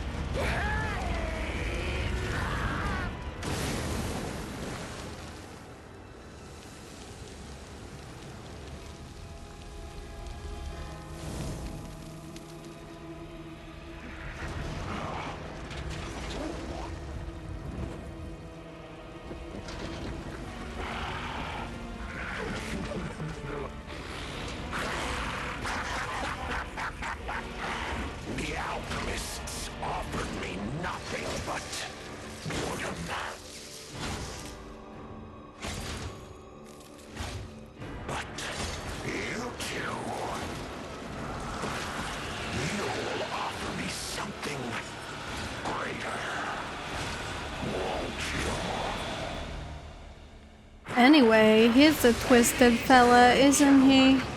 And this second phase that he goes on, surviving that attack, which we only saw about a third of that attack. Surviving that attack is the win of the fight. You can survive that, you can win the fight, honestly. Let me take you now to a much more wonderful time when I did win. Honestly, after discovering that I could help her up, the fight was like about 10 minutes more than that. I had like 3-4 more tries after I discovered that, because I was already good at the fight. I was getting so good at second phase that I was having to do that intro moment a couple of times, you know. It happens a couple of times during second phase. So I certainly benefited from having the extra person in. Right away, I went to let her up and I started doing my thing. She doesn't get too damaged in phase 1 for the most part, especially if you keep control of him and you do your best. He was focused on me. I had an idea what to do, but you'd see he would turn around and go to her all of a sudden. It was a little more complicated because of that. He could just suddenly choose a different one to turn on. Now, if you do this attack in phase 1, you do it on your own and you do a lot of damage. But if you do it with her in phase 2, you do very little damage. So it's up to you if you want to see it or not. It's a very cool attack. Also, when he has very, very low health, she will kill him off. She will literally off him. She'll take like a quarter of his bar off. She'll say, "I'll never stop for Romeo!" And she just like kills him. Is incredibly cool. Maybe I'll include in the previous editing one of the tries where she did that so you guys could see it. I didn't get a chance to, because I was doing a ton of damage and I also wanted to do a ton of damage. Phase 2, like I said, just getting past that initial attack, and now later on just letting her take some of the heat when you need to heal is important. I had equipped electrical and I had him procced with electrical, which I thought was great. When those red things come in the floor, you just dodge that to the side as like a roll. You don't want to parry that. You don't want to parry that. Visceral attack right here. It does like no damage, but man, it's an awesome attack. I didn't want to miss it. I wanted to have the combo, the dream duo. What a sad situation to be fighting together, but it was awesome. Depending on when you land on him, you can get a couple of sneaky attacks if he's focused on Leia especially. I also was worried that he would kill Leia. And oh, he's doing the big thing again. This is what I was telling you. I was getting multiple of these, so I was okay, you know, to do it. You just parry spam right here in this part of the move, and here you just follow the rhythm for the parry. Hopefully you land that heal if you have to for the final one. He does have, yeah, that one move that you should dodge, but you get at the end of that an opportunity to attack him, and that's where I killed him. For defeating him, you get the Blood Artist trophy. Let's watch the cutscene.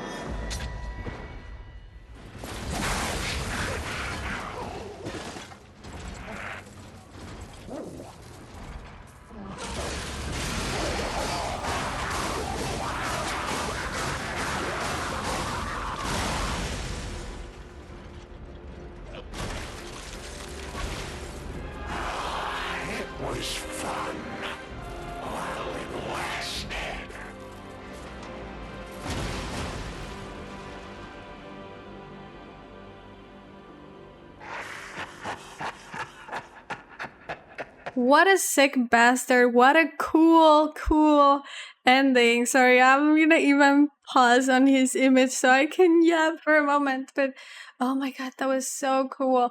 The way, like, the layers of it, like the rose sword of the house Monet coming in to P's hand so that he can kill the guy sent by Simon. But at the same time, it's also like P, who was the apprentice of Leia, grabbing her sword so he can do her move and her ult with like the blue transforming into the red. That was so awesome. I love that cutscene. Sorry, there's more, and I'm just yapping. I'm so sorry.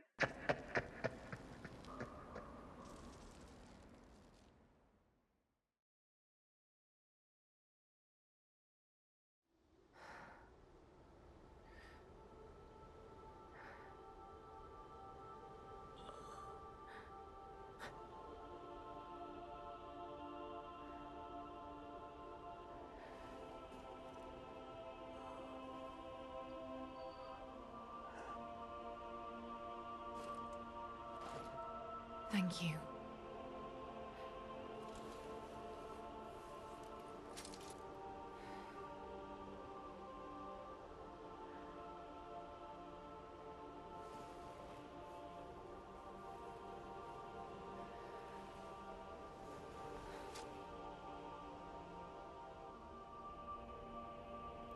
It's yours now.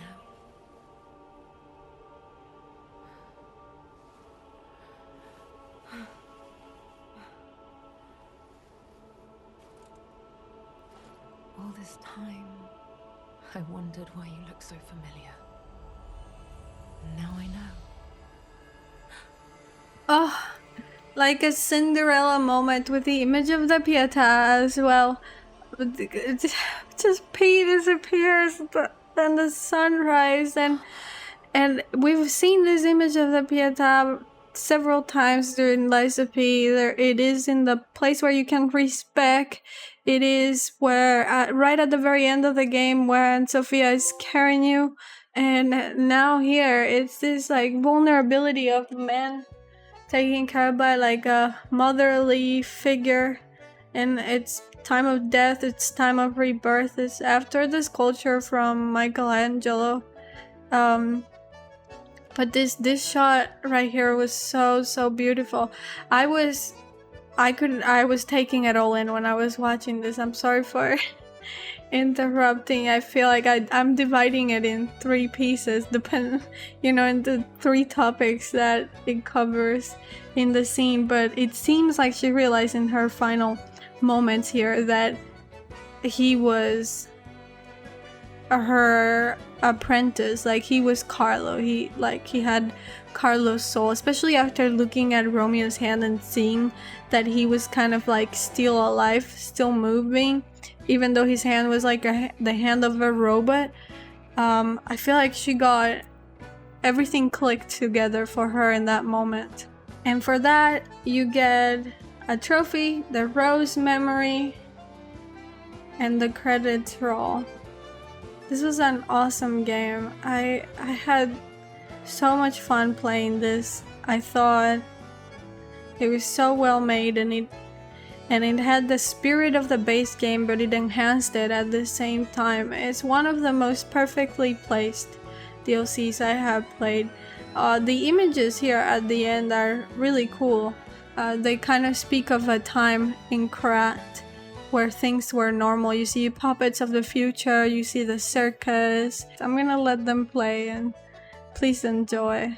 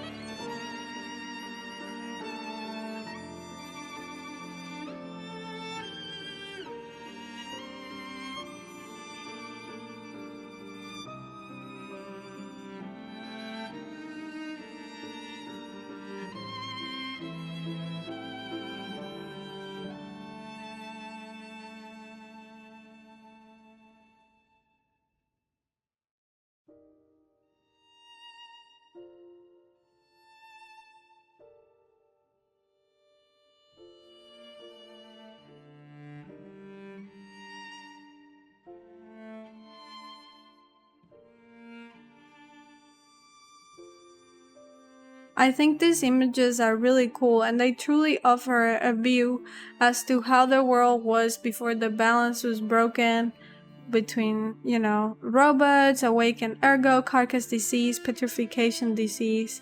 And look, right at the end it says, in loving memory of Bum Bum.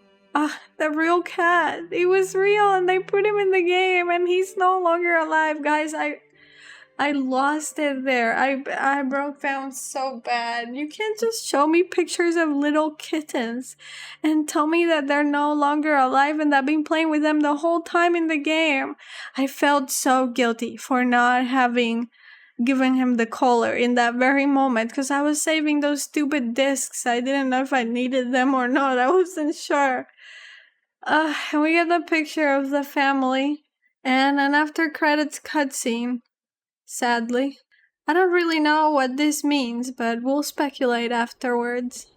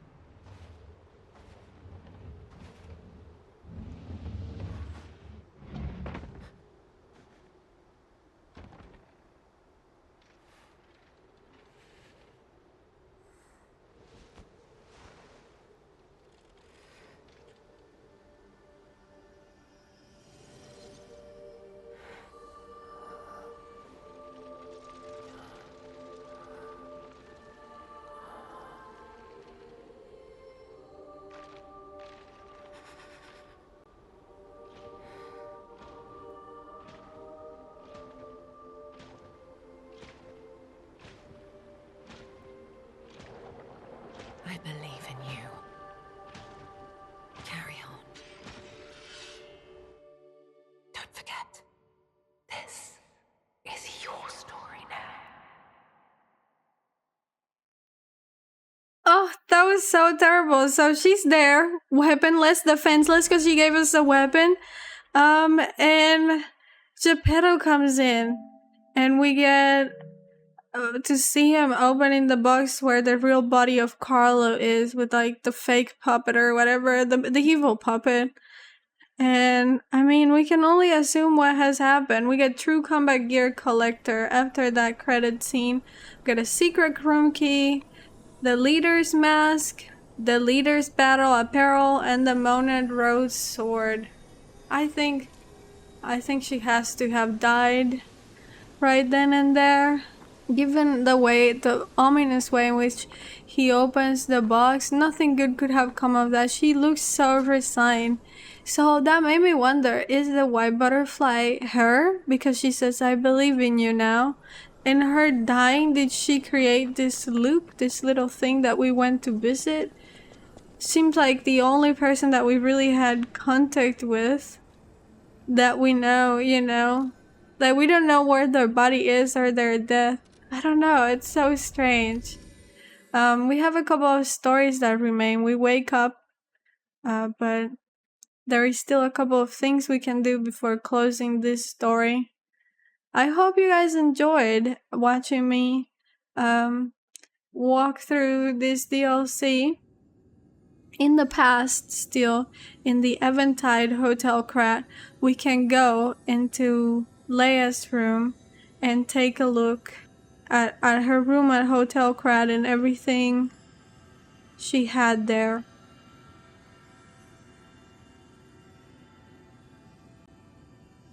I don't know at what point Leia lived in Hotel Krat. I don't know if it was before or after. Maybe she did not die. Maybe she came here with him. But it was such an ominous scene. It's hard to go away feeling good about that, right? Even though you know that she lived here at some point, it seems much more likely that she lived before and, she was killed after.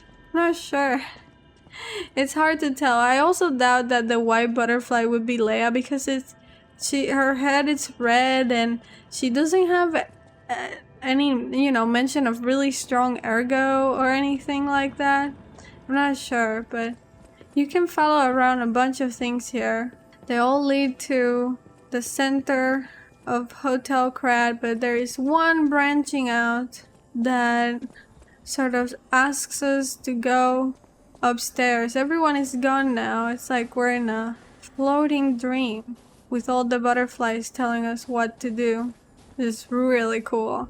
I wonder what they're gonna do next with the franchise. I wonder if it will even be called Lies of P, because it does feel like they're very done with this title.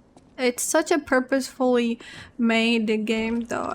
That was really enjoyable. In the door at the end, you can use your newly obtained key to enter Leia's room. The painting. This must have been Leia's room. Who knew her memories were so close?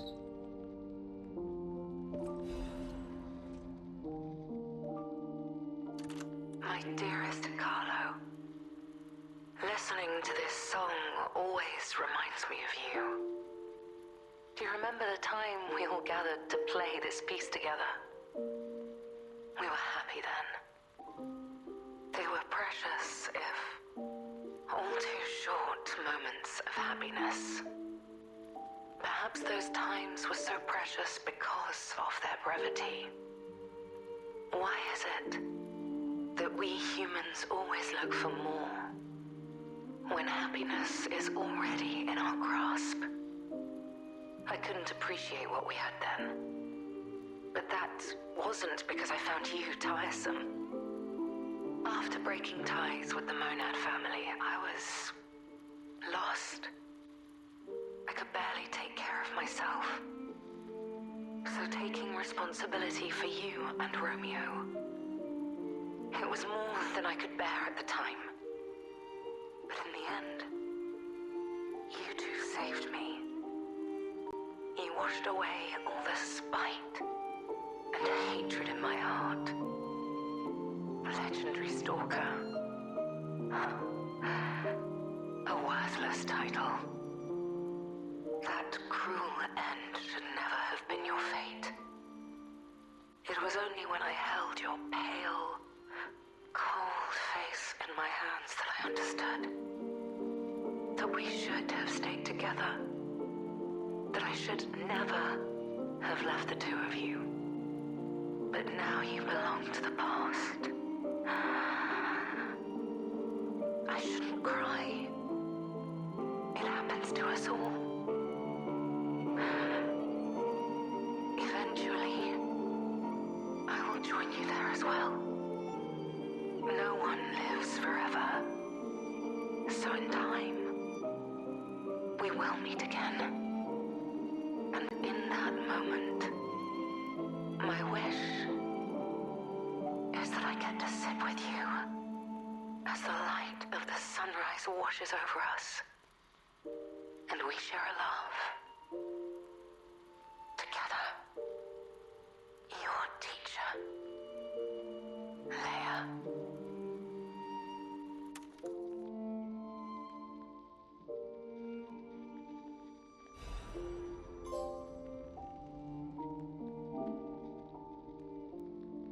There's the most wonderful music playing in here. The theme of the overture that we've been listening all along at the entrance of the game, at the beginning when you boot up the game. It's really sad. And she has the painting at the top. We get for that a trophy called Enduring Resolve for listening to the Legend's last recording. And we also get a photo out of that, the memory of the halcyon days, painting of a scene depicting a small concert. It is an image filled with the cherished memories. Oh, this is so sad. It is so hard to take this ending as a positive thing. By the way, the Survivor record, instead of being a golden record, it is a red record with a red rose. Because she was the red rose. She was leaving petals all around where she went. And it's so sad. Like I mentioned, she sings her half of it instead of... Oh, this is so sad. She sings her half of it instead of Romeo in this one. Let's We can go listen to it. It is an incredible DLC. I forgive so many little things about it. Oh, by the way, I wanted to show you that during the fight, I changed some of my defensive items. I actually went and did. This is what I used. And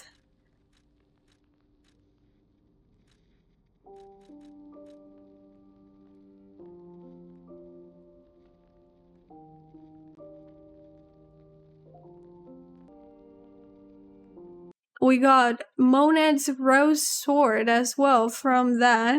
It says, the saber used by Leia the Legendary Stalker. Although it does not possess any special abilities, its elegance befits the reputation of its owner. Tens of thousands of vows flow along its beautiful blade. Only the boy with the heart of Ergo will be able to hear these vows. Wait, that's crazy. She made a vow as well. Oh, her outfit. Wait a moment. We gotta see what her outfit says. The mask worn by the legendary stalker. This stalker agonized over her worthiness to wear this mask. The cricket guides the way, but what if it is the one who becomes lost? Don't worry about losing your way, dear sister. A path will always appear, as long as there is somewhere to return to. That's an interesting thing. The cricket guides the way, but what if it is the one who becomes lost? Was she sibling with Gemini, and Gemini was lost? Huh? No idea what that means. Somebody truly has to tell me. The battle apparel worn by the legendary stalker. This stalker feared a warm touch more than a cold blade. Despite her legendary skills, she walked through life alone. Accepting two special boys as apprentices reawakened her resolve to protect the innocent. Like I was saying, this was tremendously sad ending. I thought it would be interesting if we played the game over wearing her outfit all along, if any characters would comment. I wonder if there is anyone on YouTube who has already done that. I'm gonna Google later. I've been watching lots of videos about this game. I forgive a lot of what might be, you know, a little hint here and there, or like a little thing that might have been unsolved, or, you know, not solved very well, because I think they did such a good job at tying everything together. Couldn't ask for more. Let's listen to the record.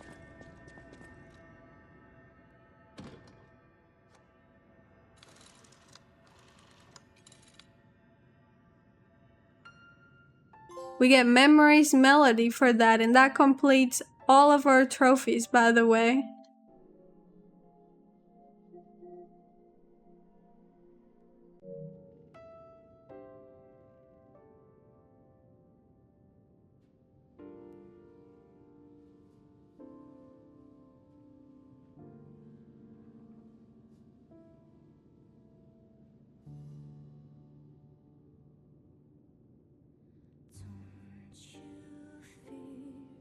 Close your eyes and listen up. Everyone's paying attention to you. You look so sad. You don't have to be so wise. Feel a bit of your hurt. Carry on.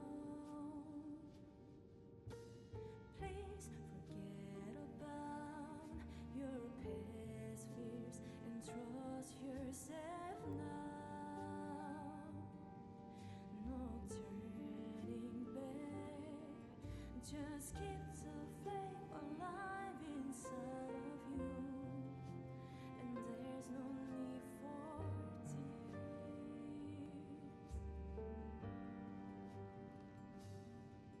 Look into yourself.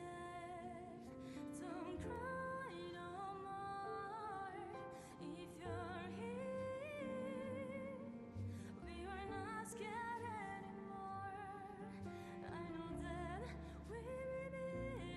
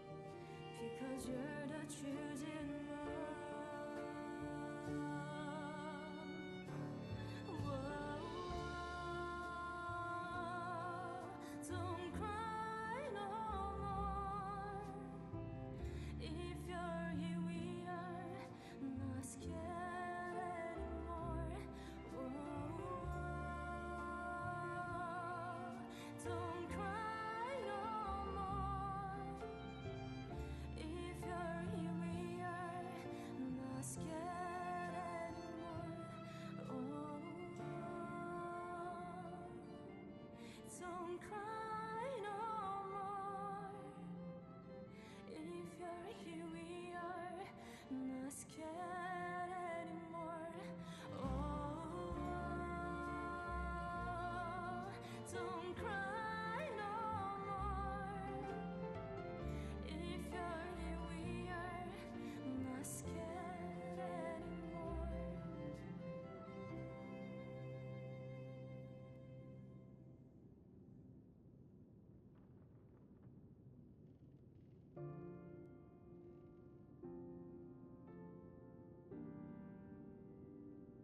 Cause you're here.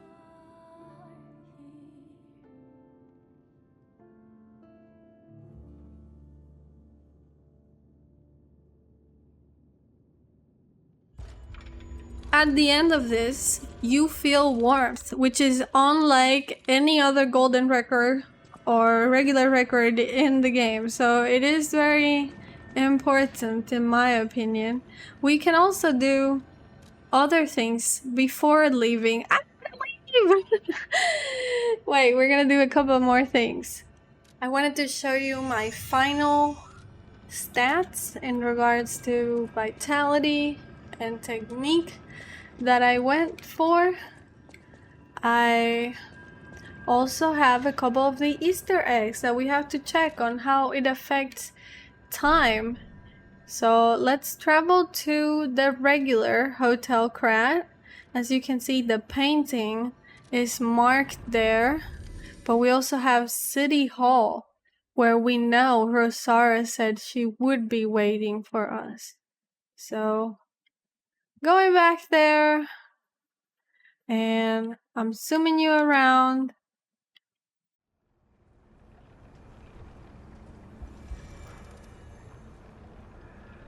It says Rosara's photo of the Tree of Friendship is nearby here.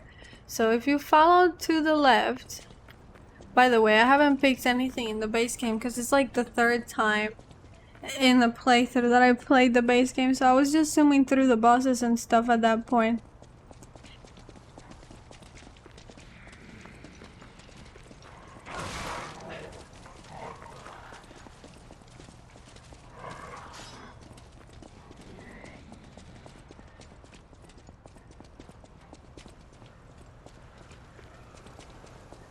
And we find Rosara there. She's very tired, it seems. I knew you would. So happy to see you again. Friends always meet again. So I'll wait for you. Again at the world's end. Farewell. My forever friend. Who looks like my dear Carlo. And she mentions Carlo in her death. Who was she? We have a completed photo, the drawing of a family. Did Carlo have a sister? Was that Rosara? It says, drawing of a family, a child's drawing that looks very old. On the back are two sentences, each with different handwriting. One sentence says, our beloved son, may your every day be as happy as this one. Maybe Geppetto made him a doll that was like supposed to keep him company, because it doesn't mention a girl. You feel a lot of warmth from that. Oh, this breaks my heart. And this was the marking that was already in the base game before the DLC came out. It said, thank you for becoming my friend again, my dearly missed. Actually, it said something different before. It said like, my dear friend, I'll wait for you here, or something like that. Okay, from here, if we go to Hotel Krat, we can also see the painting, how it's looking. So let's go back and check that. The true painting, how it looks.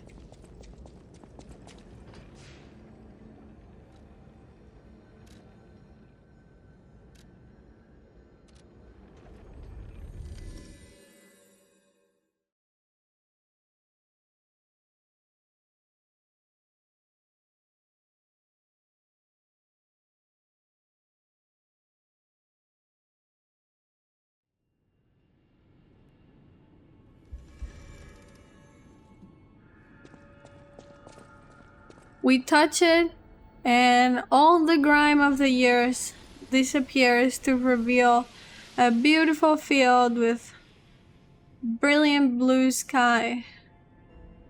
When you investigate it,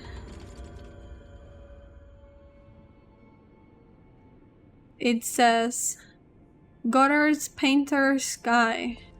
So we have been able to affect the future by being in the past in some small ways.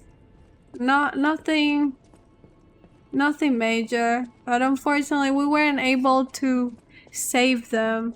It bugs me. I am so bugged that we cannot see exactly what is of Leia.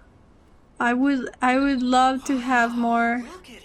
details of her. If we go to the garden, by the way, one final thing, we pick up a golden rose from our seed. A golden rose that miraculously bloomed from a seed planted long ago in the garden. It might be used to decorate something in the hotel. However meager the boys' fight transcends the boundaries of time and alters fate itself. A golden tribute to the stories left behind beyond the infinite repetition of time. Yeah, I think this alludes to the fact that her story is in the past, unknown to us, gone in time. It is so sad though, isn't it? I feel it. I feel so sad about it that it's just like we took the sword. Maybe she would have won if she had the sword, man. We can decorate the gramophone with that. A reminder of everything we have done in the game now. And with that, ladies and gentlemen, the end of Liza P DLC Overture. We have 100% all trophies for both base game, DLC. I hope you have enjoyed it. I enjoyed recording this for you. I would love to hear your lore and reasons and things, and yeah, please leave me a comment down below. What was your favorite part? What are your conjectures as to what the next game will be? And thanks so much for watching. I'll see you soon. I'll keep uploading some of the other things that I've been uploading, and I will try to finish editing some more of the playthrough for Sea of Stars. So keep an eye on that. Thanks for watching. Goodbye. Goodbye.